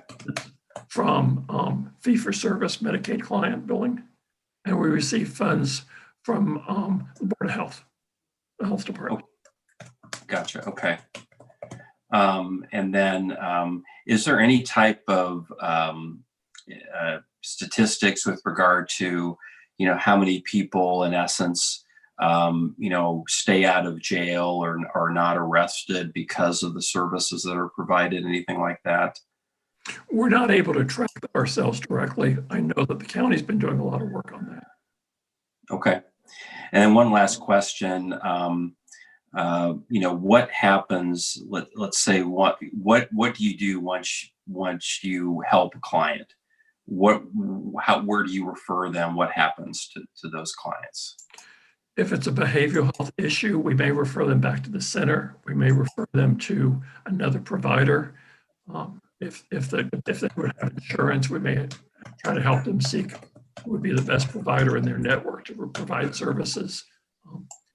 The vast majority that aren't hospitalized, that are appropriate for behavioral health services, usually refer to another service provider. And sometimes these individuals are already involved with an ongoing provider, so that we would refer them back to that particular provider. Great. Thank you. Julie, you had a question too? Go ahead. Yes, thank you. Would you say that you are able to meet the need in the community, or do you think that there is still a need for this kind of service to expand? I believe we can meet the need in the community. The challenge is at times, one of the things we track relentlessly is response times, how long it takes for us to respond, when the busiest times are. And so we will try to make arrangements to ensure that we're overstaffed at times when we traditionally are busier historically. That said, there may be times when someone may have to wait because the team or the individuals on call are responding to too many calls currently. But overall, we're able to respond quickly. Okay. Anything else? Thank you very much. Very much appreciate this, and we'll continue to work with the county and our partners. I'm sorry. I had a quick question. Oh, okay. I didn't see your hand. I'm sorry. Yes. And I'm going to try to remember my train of thought now because you distracted me. So I think you talked about, some of your busiest times, and I wanted to know what those are. Are there any particular time of the year, that trigger those, or just to get an idea? It's not uncommon for crisis calls to increase over the holidays. In terms of when we're the busiest during the week, we track that. I'm sorry, I did not bring that material. I don't have that material with me right now, but we track that closely and we turn that into our reports, particularly to the Board of Health. Okay, sounds good. Yeah, would you be able to get that information to us? I'd be curious to know. Sure. Okay, thank you. Mayor, who should I forward that to? At this point, probably once you send it to either me or the city manager, Mr. Tyus, we'll get it out to the council. Okay, thank you very much. We're going to go ahead and move on to item 10B, consideration and action on an ordinance amending Chapter 2 of the City Code to create a public arts commission as requested by the administration department. What about Kevin? Mayor, we haven't finished Kevin? up with the presentation. Oh, I thought we were done. I thought you were done, Mr. Barr. I am finished, but I believe Mr. McCall. Oh, you had others. Oh, I'm sorry. I was going for. Oh, That's all right. Whoa, okay. We're making good progress here. That's okay. Thank you very much, Mayor Renner. We appreciate it. And thank you, Tom Barr, as well, for having us today. My name is Kevin McCall, and I'm a behavioral health specialist under the Behavioral Health Coordinating Council, also known as BHCC. And I'm here today with Nicole Kirstein, who is our McLean County Triage Center supervisor. We are standing in for the BHCC supervisor, Tricia Malat. We've been asked to give an overview of two programs that fall under BHCC and the county today. One is our FUSE program, and the other is our triage program. I'm going to start by talking about FUSE. I'll have Nicole talk about triage, and then we'll be happy to answer any questions. We'll try and keep it pretty brief for the sake of time here. So the first program that I discussed was FUSE, which stands for Frequent User System Engagement, and it services individuals who have intersected with the justice system, the homeless system, and/or crisis systems most frequently within McLean County. Using data from a tool that we had developed with the University of Chicago and the Corporation for Supportive Housing, outreach is done by an interagency collaborative team, our FUSE team, to work to engage identified individuals in intensive case management services. I'd like to mention that this program is completely voluntary. The FUSE program links individuals to housing when it's needed and engages participants in an intensive case management and supportive services program. Our FUSE case management team consists of a nurse, a psychiatric prescriber, a master's level clinician, a recovery support specialist, a supported employment specialist, and a case manager that's trained in substance use. All work together to provide wraparound support services to help individuals to stabilize, improve their lives, and reduce their use of the justice system, shelters, and emergency departments. The FUSE team is accessible 24 hours a day, 7 days a week. And the FUSE program follows many of the tenets of ACT or assertive community treatment for any of you that may be familiar with that model in attendance today. A quick update, even though COVID-19 has happened and even through that, FUSE services continue to be offered with the continued goal of finding individuals housing, helping them remain stably housed, reducing emergency department visits for behavioral health needs, as well as reducing or eliminating future justice system contacts. The FUSE program plans to scale by 10 participants in each year of the program. Currently, we have 5 participants engaged in services with regular outreach going to others. Our outreach was put on hold due to COVID-19, but it has recently resumed safely, of course. To date, 3 of 5 individuals have received mainstream housing vouchers and have found housing through their engagement with FUSE. 2 were housed prior to joining FUSE, and all clients have had a reduction in justice and crisis system involvement since participation began. And I'm going to hand it off to talk about triage. So if you do have questions about FUSE, please hold them, and I will answer them after we're done talking about triage. Now, here's Nicole Kirstein. Thank you, Kevin. The Triage Center, which opened in March as a shelter, or actually when shelter in place took place, we are opening. It's designed to be an in-person location to assist those in a behavioral health crisis. We serve as a complement to the existing McLean County crisis systems, such as the crisis team, offering individuals a place to walk in when they need help and partner closely with mobile crisis and other community resources. The Triage Center also works in partnership with law enforcement agencies to serve as a diversion option for individuals that officers may encounter that would benefit from assessment or in the moment behavioral health interventions. The Triage Center follows a model of care similar to the living room model, which includes the peers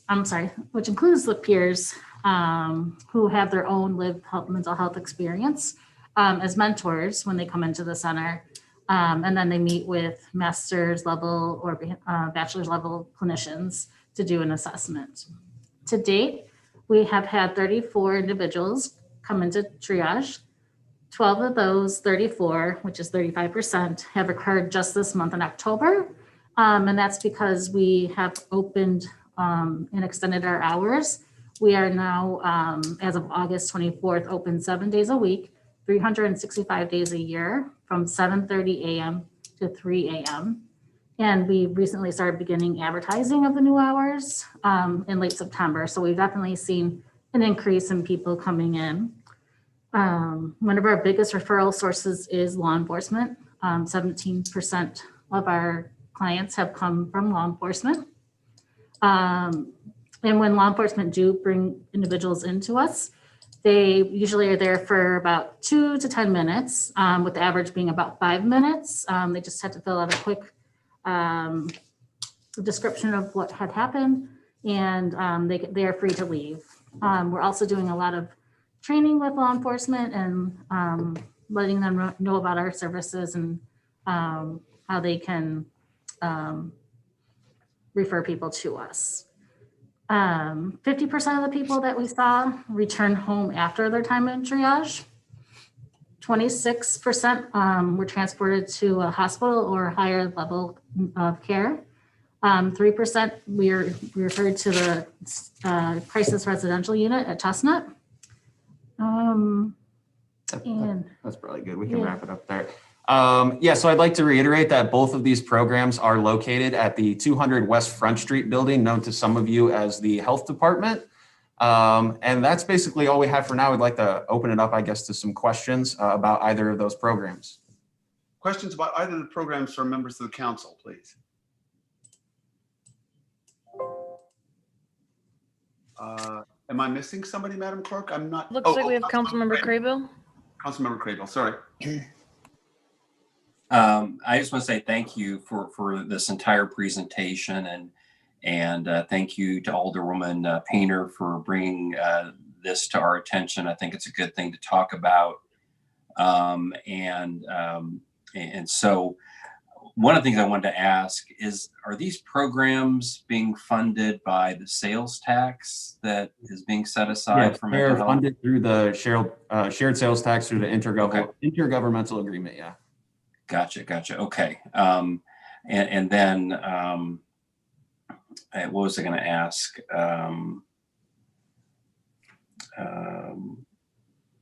50% of people return home. Oh, do you keep track on the triage program? Like after people leave, do you keep track of what happens to them?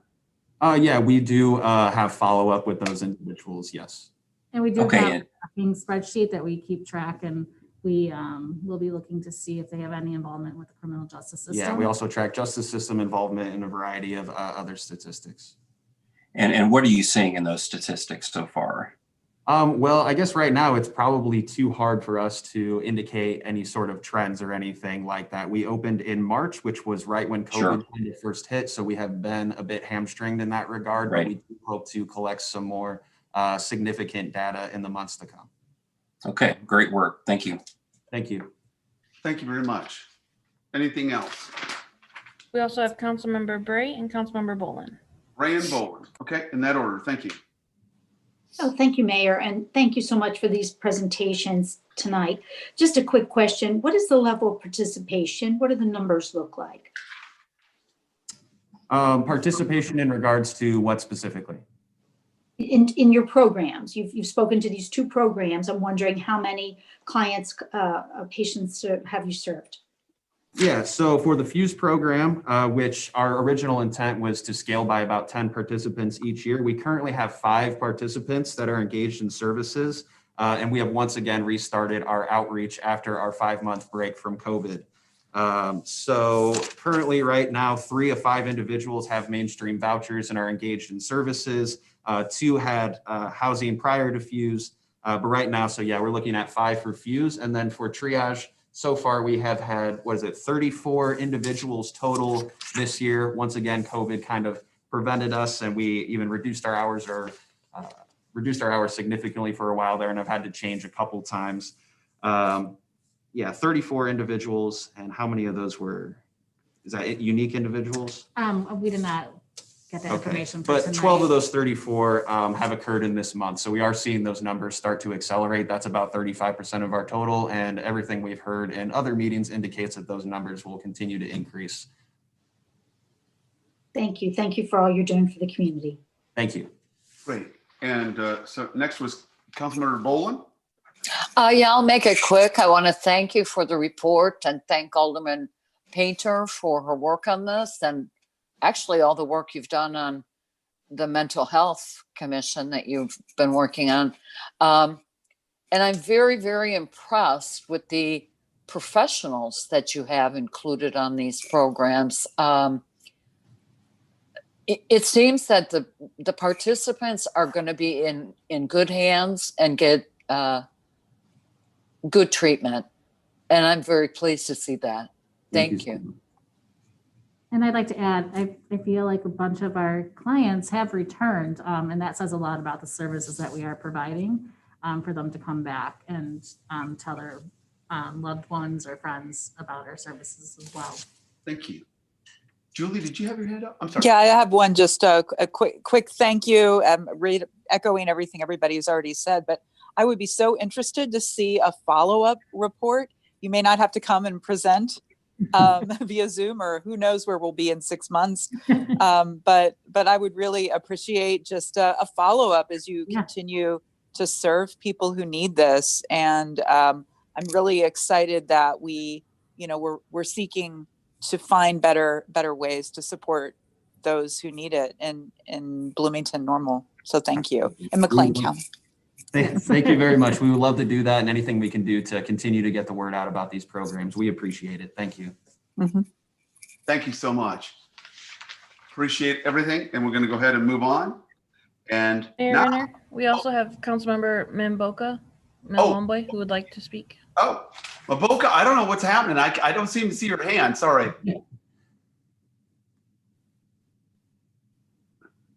Maboka, you need to unmute yourself. Yeah, sorry. I said you keep trying to cut me out of the process, but that's okay. I shall persevere. Hey guys, thank you very much for this report. It was very informative, and I also want to say, thank you so much to Alderwoman Painter for giving us the opportunity to hear from you guys. The one thing that I wanted to know is, did you see any maybe an increase in calls or people trying to reach out to you during COVID, during the confinement? Because my thought is, people had talked about a number of different issues increasing because of confinement, such as, domestic violence and mental health or anything like that. So even though you couldn't reach out to those folks, but did people reach out to you just to say that they were struggling? Yeah, I think across the board, we're seeing, increases in demand or need for a wide variety of mental health issues. And that definitely falls under the purview of the Triage Center and Fuse. It's hard for me to say if we've experienced an increase, considering we started right around the time COVID started. I do think a lot of the reasons why we are seeing people are COVID related, or something that precipitated out of COVID. Does that answer your question? Yes, it does. Yes, it does. Thank you. Thank you. Really appreciate it. Our crisis team has seen increased calls. Yeah. Thank you very much. Anything else? Again, we're going to go ahead and move forward. Sorry again about that, Maboka. And we finally move on to the item 10B, which is consideration and action on an ordinance amending Chapter 2 of the City Code to create a public arts commission.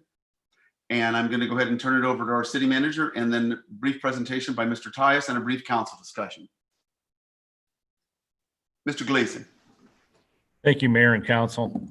This item has been in works for the last couple of years, has been discussed in this community for several years prior to that. The presentations that Billy's provided in the past is leading up to tonight. We think we have a document that will have majority support from council. What we did do from the last meeting is made two minor changes We heard majority support and consensus out of council. We removed that the commission will review the ordinance. And secondly, staff will draft the call to artists. If there is any other changes, it's not those that council were aware of that there would be majority support. And Billy, with a thumbs up, you didn't have anything additional to say, correct? You see a thumbs up, and very much appreciate Billy's work on this. He's the one that's brought this to the finish line. So thank you. Back to you, Mayor. Thank you very much. And at this point, we move to council discussion and any further action on this or proposal. Councilmember Black. Mayor, I'd like to move to approve as presented. Is there a second to the motion by Councilmember Black to approve as presented? Councilmember. Second. Okay, Councilmember Emick, and now discussion. Councilmember Painter. Thank you. And Billy and Jeff, thank you for all your hard work and attention to this matter. I know you've got a hard job trying to synthesize all of the council's inputs and desires, and you've held up admirably. However, I can't get on board with this proposal, and here's why. As I stated last week, I had several caveats, and none of which were considered. While I'm a lover of art, and one of my sons is an artist himself, I will not vote for this public funding because first off, we're in the midst of a pandemic. Our economy is shrinking and we're not flush with cash right now. I read the Strong Towns article that Julie referenced. I love Strong Towns, and I have to say that I agree completely with everything they said. They said that during this time, we need art more than ever. But art is something that Bloomington is already flush with. Take a stroll through our downtown and look at all of the art studios we have. We're home to the McLean County Arts Center, which is a jewel in our community. My other point of contention is that past councils made a commitment to the Creativity Center, which is intended to be a hub for public art. A new council came in and took their funding away. Now they're working their tails off to get private funding for its completion. I think we should finish what we started before we spend tax dollars on another arts initiative. I'm in agreement with vetting art that is placed on public property. We need a process for that, and it needs to be spelled out. But that's where my support ends. Looking at the proposed ordinance, item D2 states that proposed expenditures should be spelled out along with sources of supplemental revenue, which implies that the city will be the primary source of funding. I'm a hard no on that. Item D3 states that art may be either owned by the city or temporarily leased. That implies that the city will pay for the leasing. I'm a no on that too. Item F states that funding will be supplied by an annual allocation from the city. I say no. It also says the city's annual contribution will be reduced based on the level of private commitment to meet program budget needs. And we all know how that has turned out in the past, just like the West Market Street mural project. So I'm voting no. Thank you. Thank you very much. So we do have a motion and a second. Anything else before we call the question? We also have Councilmember Bolin who'd like to speak. Bolin, yes, thank you. Yes, I have a tendency to agree with Alderman Painter, and specifically several times I mentioned the public art funding. The administration is going to be the representative on this commission, but it's not clear which department will be actually doing the funding. I appreciate the wording that the funding sources should be from the private sector in association with the annual budget process, but I believe it would benefit the members of the commission as well as the council to have funding based on a specific formula spelled out very clearly as to where the money is coming from, where the money's coming from, pretty much. That's partly to support transparency, to prevent any kind of misunderstandings and hurt feelings. I have served on commissions like this. I have spearheaded projects similar to this. And what I've learned is that you need to have clear expectations and share the information in detail so everybody knows where they're coming from. I recognize that the commission is being newly created and that the process is fluid. And during this year's budget process discussions, I would like to see a detailed formula developed for funding to be included in the ordinance for future reference. Based on the strong towns, again, which I'm a supporter, the philosophy for success is to be sustainable. There needs to be community buy-in, pun intended, not just public funding. Without community buy-in, it will not be successful. As a matter of fact, the community will be angry. The incremental component, of course, is provided by the commission. And those that appreciate art, like myself, and have some disposable income and wish to prioritize that, can do so, and the entire community benefits instead of using tax dollars, which is taking away from those that are less fortunate. Thank you. Thank you very much. If anybody else needs to speak, we're going to have to extend the time because we're over time in terms of discussion. All right. At this point, Madam Clerk, would you call the question, please, which is the motion and second for the proposal as presented. Oh, Councilmember Matthey? Actually, I was just going to say, I see Councilmembers Bray and Carrillo have both got their hands up. Then we have to extend the time because we're way over already. I'll make a motion to extend the time by 10 minutes, Mayor. 10 minutes. Okay. Is there a second by Milwaukee? Madam Clerk, would you call the roll? Councilmember Matthey, Yes. Councilmember Bolin, Yes. Councilmember Milwaukee, Yes. Councilmember Emig, Yes. Councilmember Painter, No, oh, yes. Councilmember Carrillo, Yes. Yes. Councilmember Black, Yes. Councilmember Craybill, Yes. Councilmember Bray. Yes. Okay. Let's see. Who was next? I'm sorry. It's all this.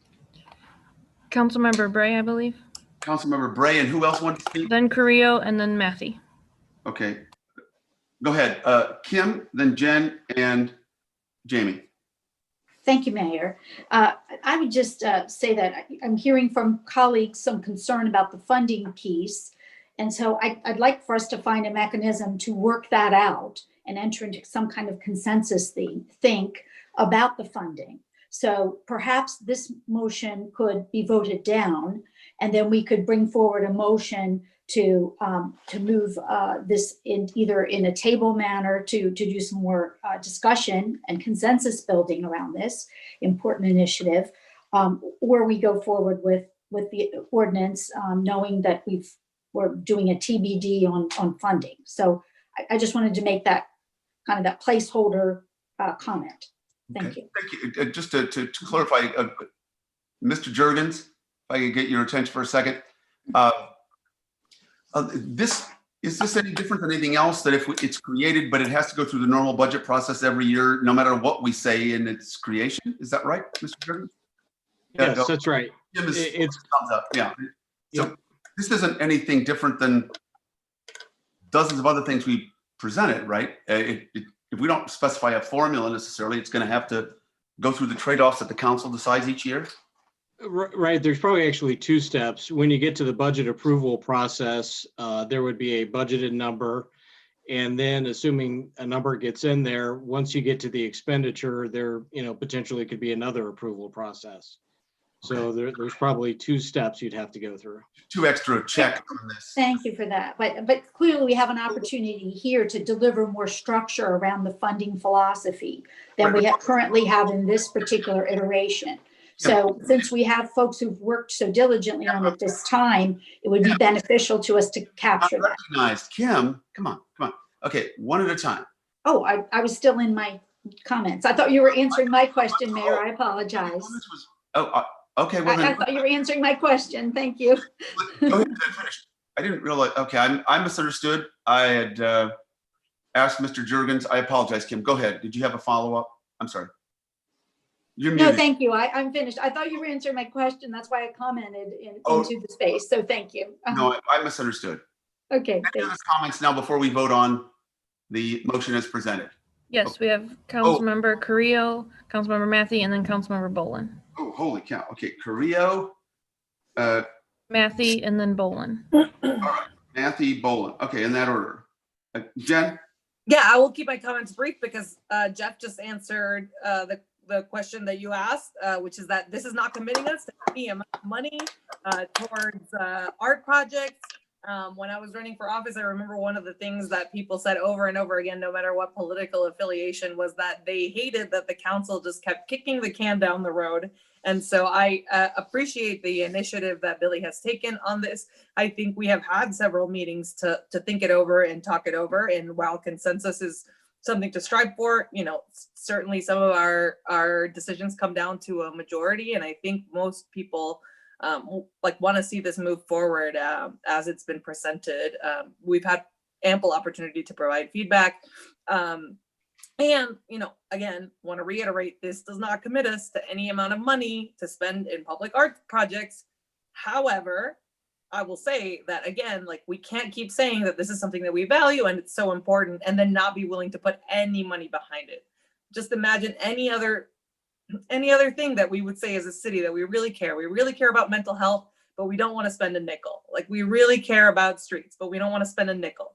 It doesn't make sense. So, like, either say that it's not important and that you don't care about it, and that's why we don't want to put any money towards it, or, like, you know, let's be willing to have a real discussion about what is the value of public art to us as council members.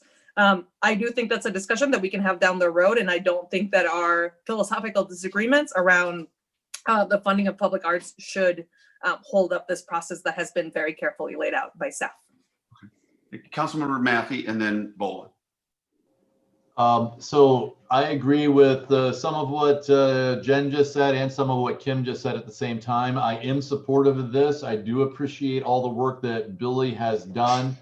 When we get to the budgetary process, I will just say that I would prefer that we had a mechanism that had a smallish or reasonable seed amount to it, and then the rest of it be designated as a matching program.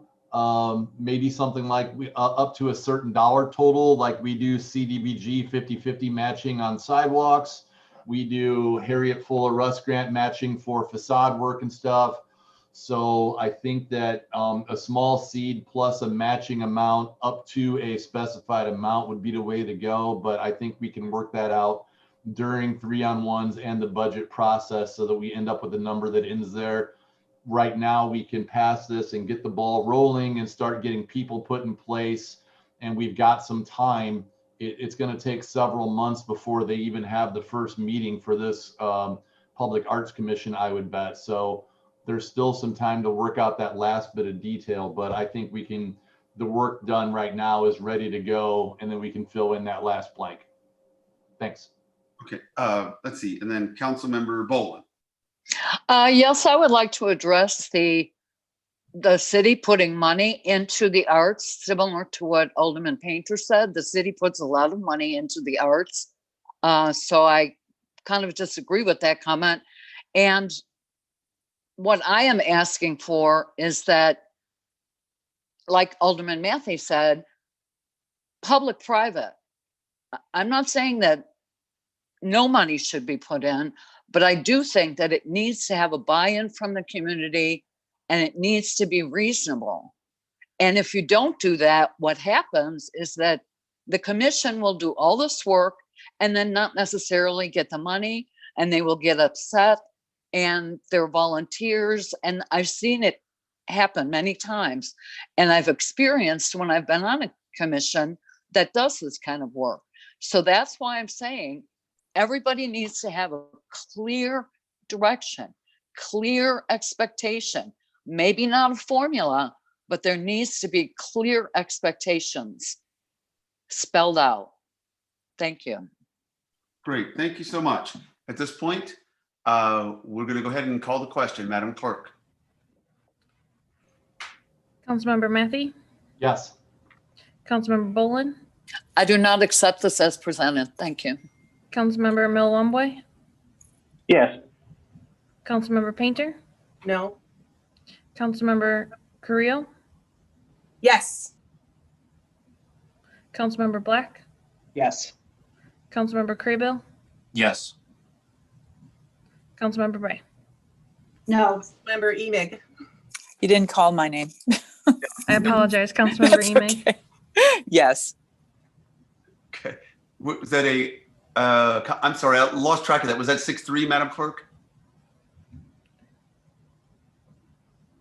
Madam Clerk? Yes. Okay, oh, thank you. Sorry, I was counting. Oh, no, that's fine. You have 3 nays to announce then, Madam Clerk. Councilmember Bolin, Councilmember Emig, and Councilmember Bray. No, I think Councilmember Emig was not a no. Councilmember Maboka, Milwambwe, was that right, Maboka? Were you a no? I can't hear you. Do you mind if we go through it one more time then? Sorry, it was Councilmember Painter, Bolin, and Bray. Who were the no's? Painter, Bolin, Bray. Okay, is that Yes. correct? Okay, thank you, Maboka. Thank you. All right, at this point, we're going to go ahead and move on to item 10C. And speaking of Alderman Milwambwe, I'm not going to ignore you this time, dude. All right, it's consideration and action on an ordinance recognizing Juneteenth within the city of Bloomington and amending chapter 22.2 of the city code to have the Human Relations Commission hold an annual event celebrating Juneteenth as requested by Councilmember Mboka Milwambwe. And I'm going to go ahead and turn this over to our city manager, who I believe is going to turn it over to Mr. Tyus. But Tim. Thank you, Mayor and Council. Actually, I'm going to bypass the deputy city manager, go straight to Alderman Milwambwe here in a minute. But this is a council initiative that originated a couple of months ago. I've had a fair amount of discussion. I had some ideas along the way from some of the different elected, but at the end of the day, we landed in what's presented before council tonight is what Boca prefers. And it's an opportunity for the Human Relations Commission to run the lead on this, which they are willing to do. Think big. And it's an opportunity for an event every single year to celebrate this and also to educate the community. So the remainder of my time, I'm going to give it back to Alderman Milwambwe. Boca. Okay. Well, thank you very much, Tim. And I want to say also thank you to Billy for all of his work on this. I think as you stated, the ordinance captured the essence of what I would like to accomplish with this initiative. When Billy and I had a chance to sidebar on this, even underneath our mask, you could see that both of us were extremely excited about the opportunity to bring this together. And as our creative juices were going, because we're all thinking, gosh, we could have this and do this and this. So really thinking big. So it's a very exciting opportunity. I also want to thank the council for their support, but also for the discussions. And I do know that sometimes we express different opinions. We may not always agree, but I think that was helpful to me in terms of formulating what I thought was somewhat of a consensus. And that's I think is the how we do things on the council. We're not all going to be exactly at the same place, but as we exchange ideas, it helps us to bring things together. So I think the ordinance represents the best consensus that I think we can reach. The educational and economic development aspects are really critical. Everyone knows that I work for an education institution, so I'm an education person at heart, and that's why the educational aspect of it was extremely important to me. I also believe that we can bring the community together by learning about each other. I'm beyond excited, and I can't wait for that.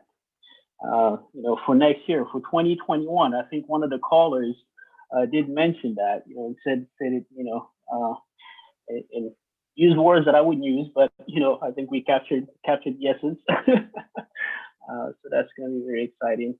So I'd be remiss if I did not mention. I hadn't mentioned that before, but I'd be remiss if I didn't mention Mr. Lorenzo Marshall, who was the person who introduced me to Juneteenth here in Bloomington. So he was a 40-year State Farm employee, and he was one of those people that I referenced as someone who took this project on as a labor of love project. He was a very kind and gentle soul, and unfortunately he passed away in 2017, right after he had retired. But I do believe that with this ordinance, his spirit lives on. And so with that, Mayor, I will make a motion that we pass this ordinance as presented. Thank you. Thank you very much, Mboka. And a second by Councilmember Bray. Any further discussion on this? I think you sucked the political oxygen out of the air, Mboka. Bien. At this point, Madam Clerk, would you call the roll, please? Councilmember Bolin had her hand up. Oh, I'm sorry. Oh, no. Oh, Okay, Okay. then I'll move on with the motion. sorry. Councilmember Methie, Yes. Councilmember Bolin, Yes. Councilmember Millawamboy, Yes. Councilmember Emig, Yes. Councilmember Painter, Yes. Councilmember Carrillo, Yes. Councilmember Black, Yes. Councilmember Craybill, Yes. and Councilmember Bray. Yes. Thank you very much. Motion carried. No nays to announce, Madam Clerk. We move right along. And congratulations again, Mboka. It's very important, symbolic, and active gesture. We appreciate that very, very much. The community owes you a debt of gratitude. Excuse me. My mouth is so dry tonight. Anyway, moving right along to item 10D, as in dog, consideration and potential action regarding ordinance 2020-18. I'm turning this over to Mr. Gleason, and then council discussion if there is some. Mr. Gleason. Thank you, Mayor and Council. Finance Director's report tonight. I think I've got Scott that is on. There he is. We are trending well. This is something that Scott's going to share. It's been a consistent message, and it truly is thanks to this community.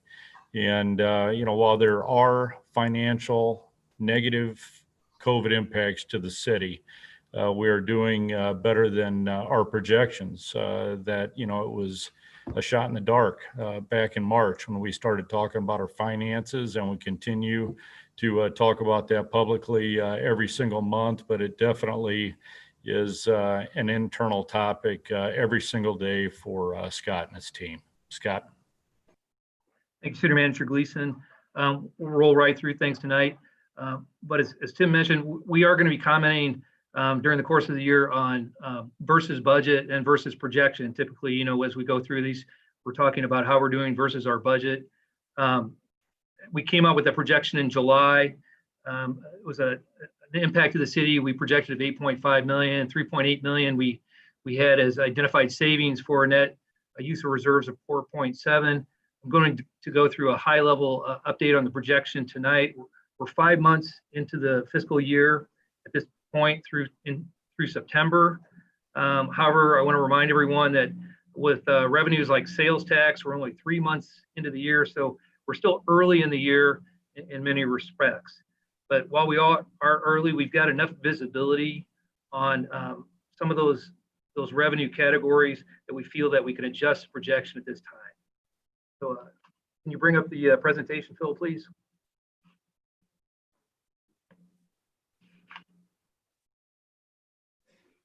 And advance one slide, please.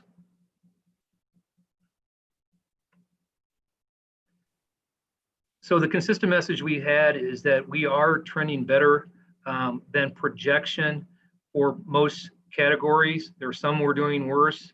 I always want to remind everyone that we are under budget, though, as you can see in home rule sales tax, $1.3 million under budget. We did put in some information out to the right where you can see what the last month results were as far as a percentage.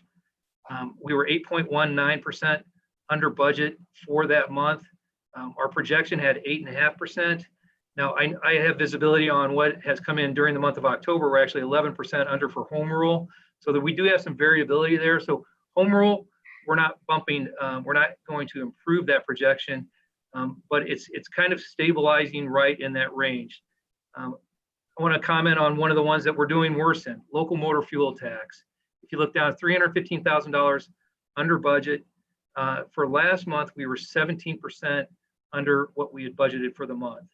We've been using that recessionary reduction of 8.5% per month across most of the revenue categories. Local motor fuel tax is coming in worse than that. However, when we went into the year, we did take some steps. While we didn't change the budget, the 21 budget, when we adopted, we did look at some of the expenses that we were going to be incurring early on, such as the asphalt and concrete expenditures. And so we went out to bid, $1.2 million lower than the budget. And so given the fund balance that was in that fund start and the reduction, we actually did reduce our expenditures going into the year by the 17%. So we're being fortunate in that category. One other comment very quickly, I'm not going to go through all these, but local use tax continues to perform well. This is the internet sales tax. You can see that we're $323,000 over budget just through 4 months. So that's trending very well. And as I commented last month, as of January 1st, online retailers are supposed to start collecting the local portion of sales tax to go along with that. Right now, it's just the state sales tax, and it's allocated proportionally by population. We think we have a stronger economy than many other municipalities. So I'm thinking we might see kind of a double bump from that, the local portion and some of that direct sales tax activity coming to us. So in aggregate, what we're looking at is we feel comfortable at this point in time for our operating revenues to adjust our projection positively by 1.3 million. So that's still under budget, but it's a positive adjustment of 1.3 million. And then the other revenue adjustment, the city manager mentioned this previously this evening, was the local cures allotment that the city was given by the state. That's part of the CARES program. If you're curious as to what that acronym stands for, Coronavirus Aid Relief Economic Security Act. And then there was a local portion, the local Coronavirus Urgent Remediation Emergency Support Program. We were allocated $3.2 million. The guidance on that was pretty restrictive initially related to the type of expenditures that could be utilized for those requests. They opened that guidance up tremendously in late September to include public safety compensation expenses. They are considering all public safety to be substantially dedicated to the mitigation of COVID-19. So that essentially opened the door for us to put in a request for the full $3.2 million relief dollars, because initially there was no revenue relief, and the expenditures, the hard expenditures that we had as a city, were not going to come anywhere near that. So I have included those in the projection adjustments going forward. So next slide, Bill, please. As we progress through the year, I'll start focusing a little bit more on those middle columns, the year-to-date and revised budget. For now, we're going to be looking at, we have the initial budget, the revised budget, if there's been any budget amendments, and then the projection budget adjustment column, 2/3 of the way to the right. And so you can see we've added a line, the grant COVID relief, the 3.16 million I've been referring to as 3.2 million. We're fairly confident we're going to receive that. We're going to be submitting that here very soon. We've adjusted the tax revenue line by the $1.3 million that I indicated earlier. And then we've also adjusted our salaries by $500,000 in increased savings. We're trending well below the budget for the year in that category. Once again, the public safety, especially fire, has a lot of openings. And so that's a full 1 point between the revenue and the expense. It's $1.8 million in operating adjustments to the projection, and then $3.2 million adjustment related to the grant, the CURES, local CURES grant. So last month, that column had a $4.7 million deficit shown, and that's been what we've been communicating since July. With the adjustment primarily of the COVID relief, the local cures of the 3.2 million and increasing the revenues, we're actually showing a positive number of $260,000 in that column as far as projected budget adjustments. Now, I want to remind everyone that part of the projection that we did and the action items that we took, we identified $3.8 million in savings that are in those numbers currently. A lot of those were equipment delays, capital project delays, some contractual delays. So we'll be reassessing, what we can do is what we need to do related to the available funds. So we want to make sure that it doesn't look like, that's a positive number. COVID has worked out well for us because we have those savings in those numbers that we'll be discussing going forward. Next slide, please. The enterprise funds are still tracking, or they're right on track. I always want to focus on the revenue trend line, the revenue, which is down at the bottom. We're supposed to be approximately 42%. That's 5 months into the year, 42% of total budgeted revenues. You can see we're tracking fairly well with that. Solid waste is at 41. It must be, I'm assuming a rounding error. We were right on track last month at the trend. And then golf at 68% is trending better than the prior year. So I indicated this last month, people are anxious to get out and do things. So that's a very positive result for our golf fund that last year I commented on several times was struggling towards the end of the years with the end of the year was shut down and needed substantial subsidies.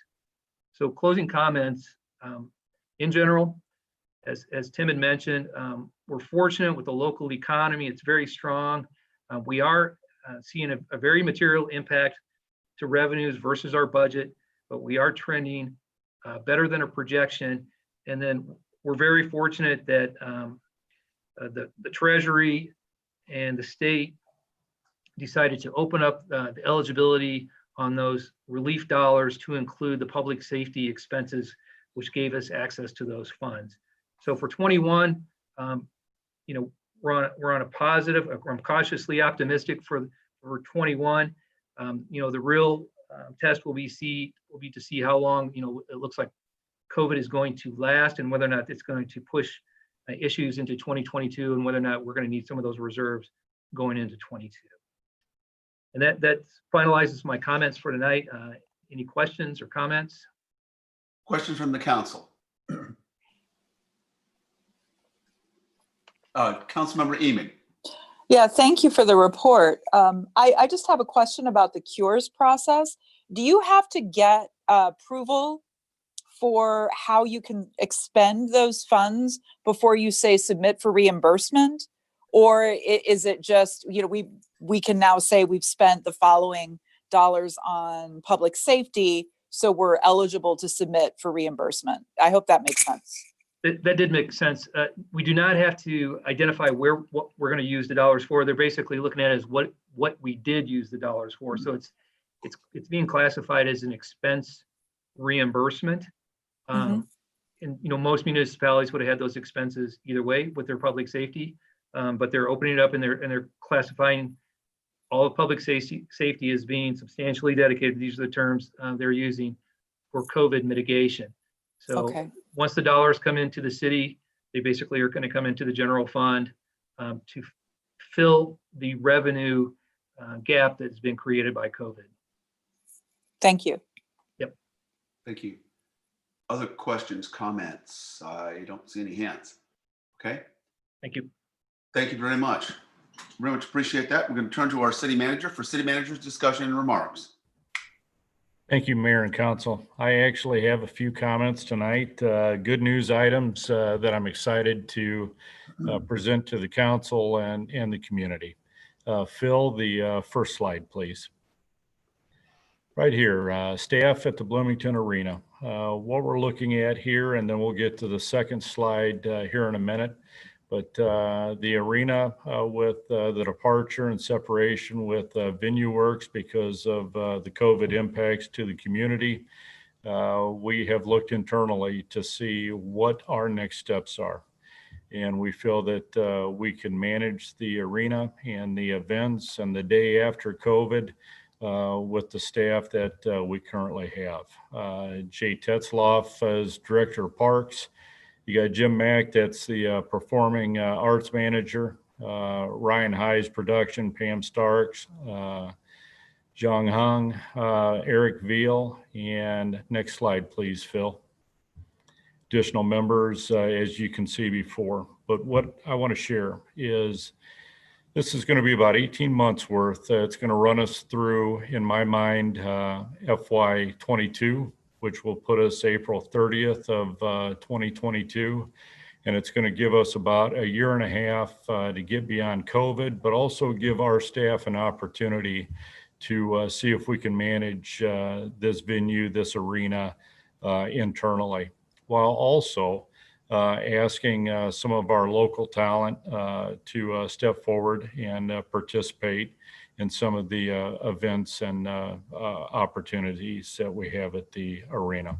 There's a cost savings, which is always important when we're talking about being stewards of taxpayer dollars compared to what we had with Venue Works. But I think the biggie for me is the efficiency and the opportunity. So very excited about that. Another thing before we move to the next announcements, I was prepared to share this at the Committee of the Whole, pulled it at the last minute because it would not have provided council a chance to respond. So that's why I moved it a week, and we're talking about it tonight at a regular council meeting. Phil, next slide. Here's a biggie. This dapper fellow right here is Craig Macbeth, 23 years with the city of Bloomington. And he's been with the IS department for quite some time. But this guy stepped up in April and was appointed the interim director of IS. Truly cannot speak enough to what he has done for this organization, for all of you elected officials, and for the community. And made the decision earlier this week, made the decision earlier than that, but earlier this week, Craig was appointed the Director of Information Technology. Very much excited about the opportunities that we have to explore ways of doing things differently in this regard than what we've done in the past. And then also opening up the opportunities to the community so that really the city of Bloomington, Illinois is one of those communities that's known for its information technology. And I truly think that Craig is that right person to lead the way. He's got a spectacular team. He's got a great leadership philosophy. He's just an excellent person. This was an easy choice. And Craig, you're on. I'm going to give you a couple of seconds to make any comments if you choose. Craig? Great. Thank you, City Manager Gleason. Appreciate this opportunity and your confidence in my abilities and in the mentorship that you provided me. I've received so much support, since taking the interim role. It's really been humbling from both all department heads, from the guidance they provided to just city staff throughout the city. I especially want us to thank my city or my IS staff. While not ideal circumstances to come into this role and make this transition, what I did know going into it was I had a great team, and they proved that to me every week. So definitely hats off to them. It makes this a lot easier. City Manager Gleason and I, have had several conversations, where we want to take the city and ideas that we want to do in the future. And I'm really excited to continue developing those. Thank you. Thanks, Craig. Congrats. Next slide, Phil. Here's another biggie, another dapper fellow. I did not have this photographer when I had my headshot for the city. I think it was, I don't know, Beth taking a picture, with a disposable camera. But this is a huge item for the city. And when I stepped into this position 2 years ago, this was an area that that council and this current council really stressed is a priority. And that's wanting an organization that's representative of the community that we've served. And I know we're running long tonight, but there are many steps that have occurred over the past couple of years that have gotten us to this point right here, where this is a new position to the organization. It's the Chief Diversity and Inclusion Officer. This position has such a priority to me that it's going to report directly to the city manager's office. Obviously, Deputy City Manager Tyus is going to be very involved in this as well. But when we talk about marketing, when we talk about branding, when we talk about recruiting for the city, this candidate, and I'll get to Michael here in a minute, is going to be involved in all of that to include every single job interview. He's going to be involved in this process so that this priority, where we're being intentional and very focused, is always present at hiring at all levels within the organization. And I was very fortunate that I've got Michael Hurt, that's already a city employee. Asked him a couple of months ago, started the discussion as we were crafting what this new position would look like for us. And he is stepping up into this role and could not be more excited. He's got a very extensive, and deep resume in these areas, and very much appreciate that Michael stepped up. Michael's on the line. Michael, I'm going to give you a couple of seconds. Would appreciate if you had said a few words. Good evening, Mr. Mayor and council members. I'm honored as well as just excited to help to carry forward the city's goal in creating a more inclusive and diverse workforce. One thing I'm very gratified about is that it didn't take the murder of Mr. George Floyd as the impetus for creating this position. As Tim said, he came in the door with this as one of his goals, and that is extremely commendable. It took a tragedy for many entities to create a Chief Diversity and Inclusion Officer position, but the city of Bloomington was way ahead of the game with all of this. So we know we've got our work cut out for us, but it's going to be good work. It's going to be an exciting time, and the city employees and the city of Bloomington in general, I think, will benefit greatly from the work that we intend to do. Thank you. Thanks, Michael, and congratulations. Next slide, Phil. This is one that I wanted to put, like the Ghostbusters round circle with the red line through it, because I did not want to accept this guy's retirement letter. But Chief Moore is going to retire after nearly 30 years of service, effective November 16th. I will share in the future, what the next steps are, who's going to be the interim fire chief, but tonight is Brian's night. This guy is awesome. He is a man of integrity, the utmost professionalism. I know a fair amount of public safety folks and fire chiefs throughout the state, And Brian is held in the highest regard, and he's going to be deeply missed. And I know Brian's on the line right now as well, and going to hand the floor over to him. Brian. Thank you so much, City Manager Gleason, for those the kind words. It's been an honor to serve as a Bloomington firefighter for nearly 30 years, and even greater honor to serve as the fire chief of this great organization. I thank you all for your support over the years. It's been a wonderful career. I thank you all for your service, and I wish you, the City of Bloomington, and Bloomington Fire nothing but the best. Thank you so much. Thanks, Chief. Next slide, please, Phil. Last downtown Bloomington Farmers Market is this Saturday, 7:30 to 12. And again, this is the last one that's outdoors. And we'll move this back indoors, I think, after this. Next slide. Halloween virtual party on October 30th. We do have information on the website for the different events that we're either somehow a partner in or aware of. So you can find additional resources there. And, you know, I know I'm the broken record, you know, with the messages out there, but be safe. And COVID's very real. We know that in this community, and just ask everybody be responsible and do exactly what the CDC is asking us to do in an event like this. Next slide. Give thanks, shop small. You know, we say this, it's a commercial, it's a marketing plan that we do every November, and it's a big deal. You know, I made a comment before Scott Rathman had his finance director's report where we've got a strong economy. It's thanks to these folks in large part, and we need to do all that we can possibly do to support them.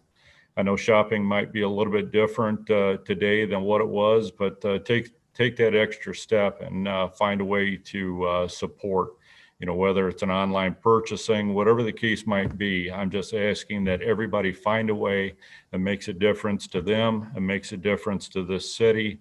And I really think it creates an opportunity for us to expand small business in the community through our support.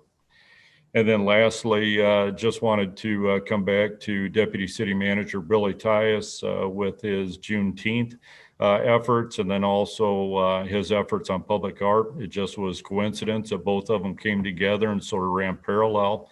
And then also Jeff Juergens as our corporation counsel very much made this happen, and proud to bring that before council tonight. I know I was a little bit longer tonight, but thank you for the extra time. Thank you so much, Mr. Gleason. Thanks for all you do. At this point, I just want to first start out by once again thanking Chief Moore for his nearly 30 years of service. He definitely will be missed. And congratulations, of course, to Michael Hurt. It's a very, very important function. So I see lots of virtual clapping for both Chief Moore and Michael Hurt, and we wish them the best. And speaking of wishing people the best, we have to handle these things delicately. Yes. Oh, Ward 7. Somebody dared to have his own life. And that is Scott Black. I know you had a great professor, but we're going to miss you. Even if you're not leaving the community, you're just moving a few blocks away or so. But we certainly appreciate your parts of 2 terms on the county board and almost 2 terms on the Bloomington City Council. I certainly appreciate all your work and being a great advocate for the West Side and great advocate for all kinds of really great causes, and being that millennial voice when the rest of us were stodgy old people. Now we got Jen, who's a little younger than you. But anyway, I just want to congratulate you, Scott, and I know you're going to have some words to say. I hope you better have words to say, because I'm not going to adjourn, call for a motion to adjourn until you have something to say. But this is your last meeting, and we're going to miss you, even if I think you're actually moving closer to me. So I'll come over and borrow sugar. So thank you. At this point, related to that, I very much appreciate the 9 people who not only expressed interest, there were many more than 9 who expressed interest, but the 9 people who not only expressed interest and then filled out applications and formally expressed their interest in being appointed in Ward 7. And in the tonight is Councilmember Black's night, and we want to celebrate him and all of his service. Tomorrow, I will, through a press release and Nora, our communications director, release my recommendation, my nominee to the city council, and for the remainder of the Ward 7 appointment, which would basically be between now or between November 1st and the 30th of April. That's exactly a 6-month interim appointment. Obviously, this is also a position that's being elected at the same time. So this is a recommendation, irrespective of whether the person is interested in seeking the election. Okay. Just letting you know that. One other thing, just as an FYI, I have mayoral colleagues in Columbus, Ohio, and Portland, Oregon, who are going to have referenda a week from tomorrow in their communities on something that we've already done, and that is to have a police civilian review board in almost the exact contours of what we have. But there are referenda in both Columbus, Ohio, and Portland, Oregon, and I would urge us to keep an eye on that, regardless of how it turns out, just for our own, edification and information as we continue to move forward and understand what's going on in other cities. At this point, I'm going to turn it over for city manager. Gosh, I'm just messing everything up tonight. Aldermanic comments. I'm going right to Ward 7. Okay. All right. Jamie got it. Jamie saved you, Scott. Okay, Jamie, go ahead. Ward 1, Jamie. Thanks, Mayor. So I had 2 comments tonight. One was, please keep in mind the idea of shop small. City Manager Gleason said that a little bit ago. We saw that home rule sales tax is down $1.1 million according to the update we got. That means that $13 million was not spent locally at restaurants, at hotels, at somewhere between 12 and $13 million was not spent.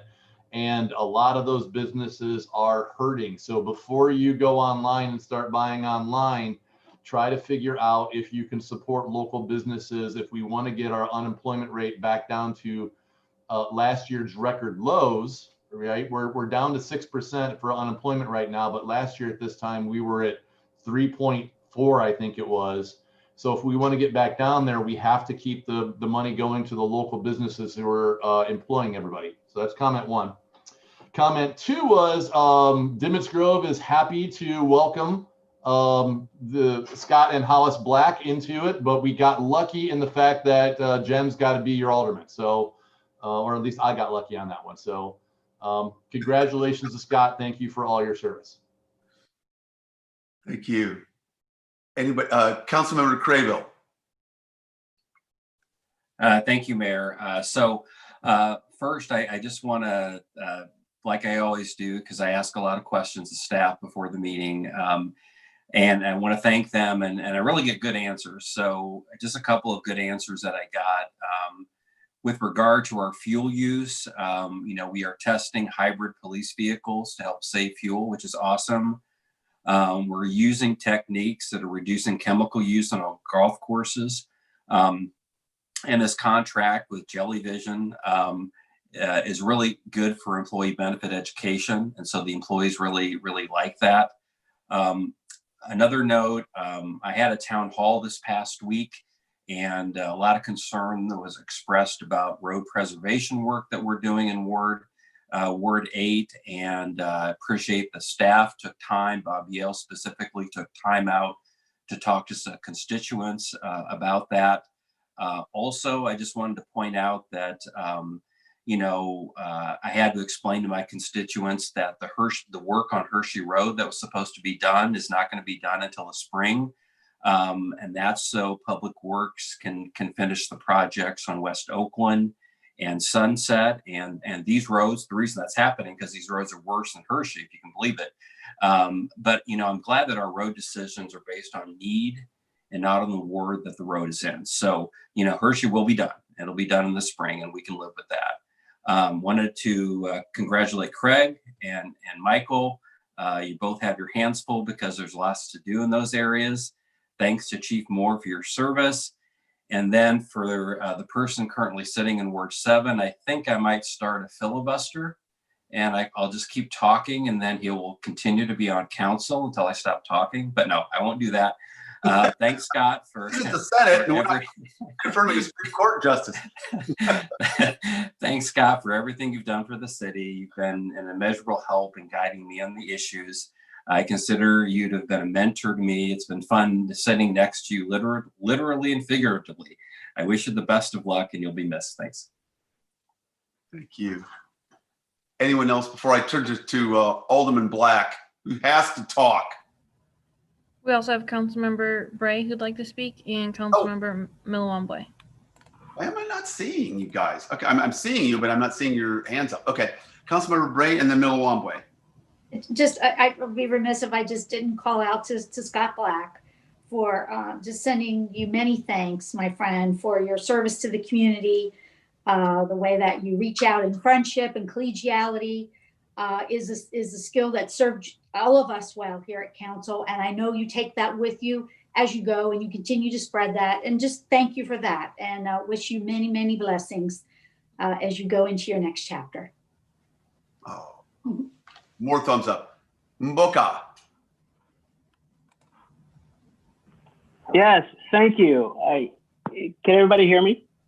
Yes, quite clearly. Oh, okay. All right. Awesome. Yes, I just wanted to congratulate the artist formerly known as Scott Black.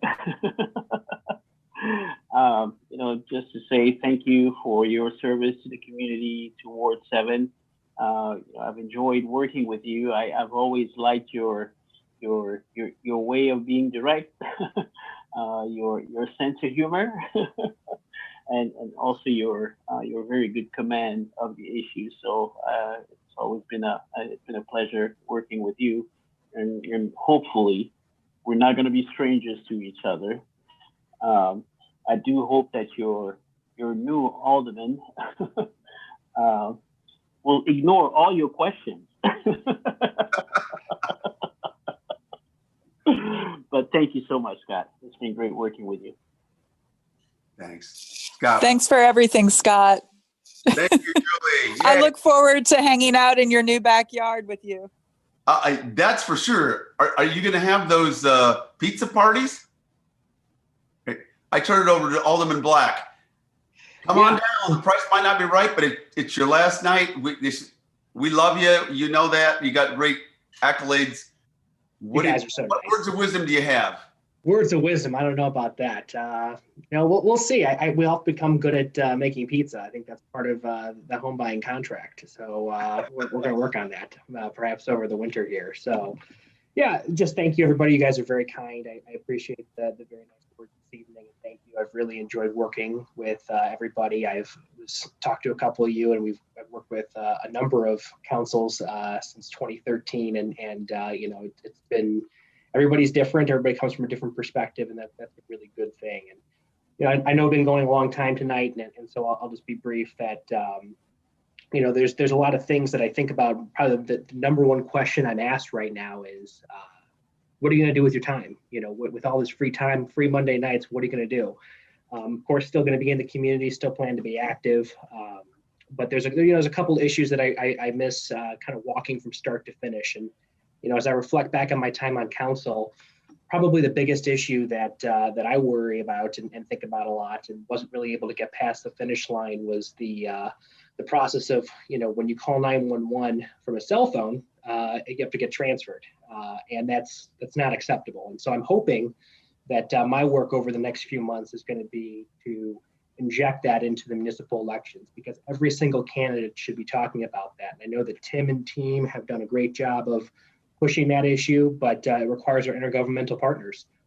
So I look forward to hearing Normal Town Council and McLean County candidates talk through how we're going to fix this issue, because it cannot continue. Looking forward to continuing to serve in the Convention and Visitors Bureau. That's a really great organization. A lot of things that are going on there.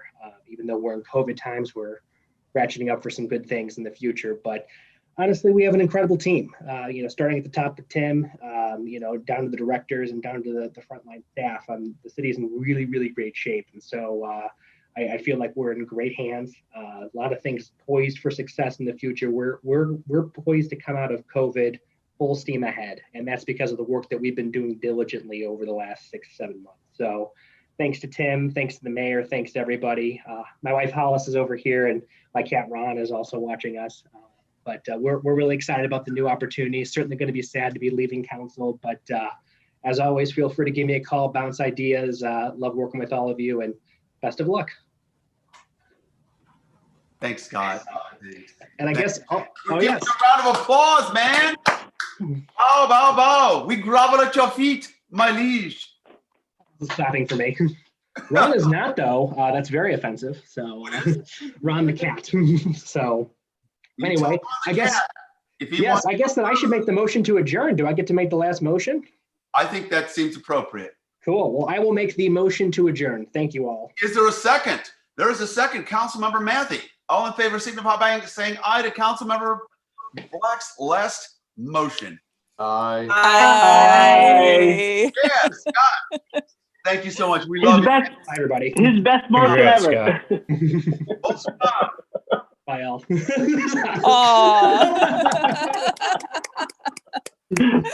always Good night, wanted to everybody. do that, didn't she? She wanted to sneak on camera. She's been practicing her. Yeah, I love it. Hi, Hollis.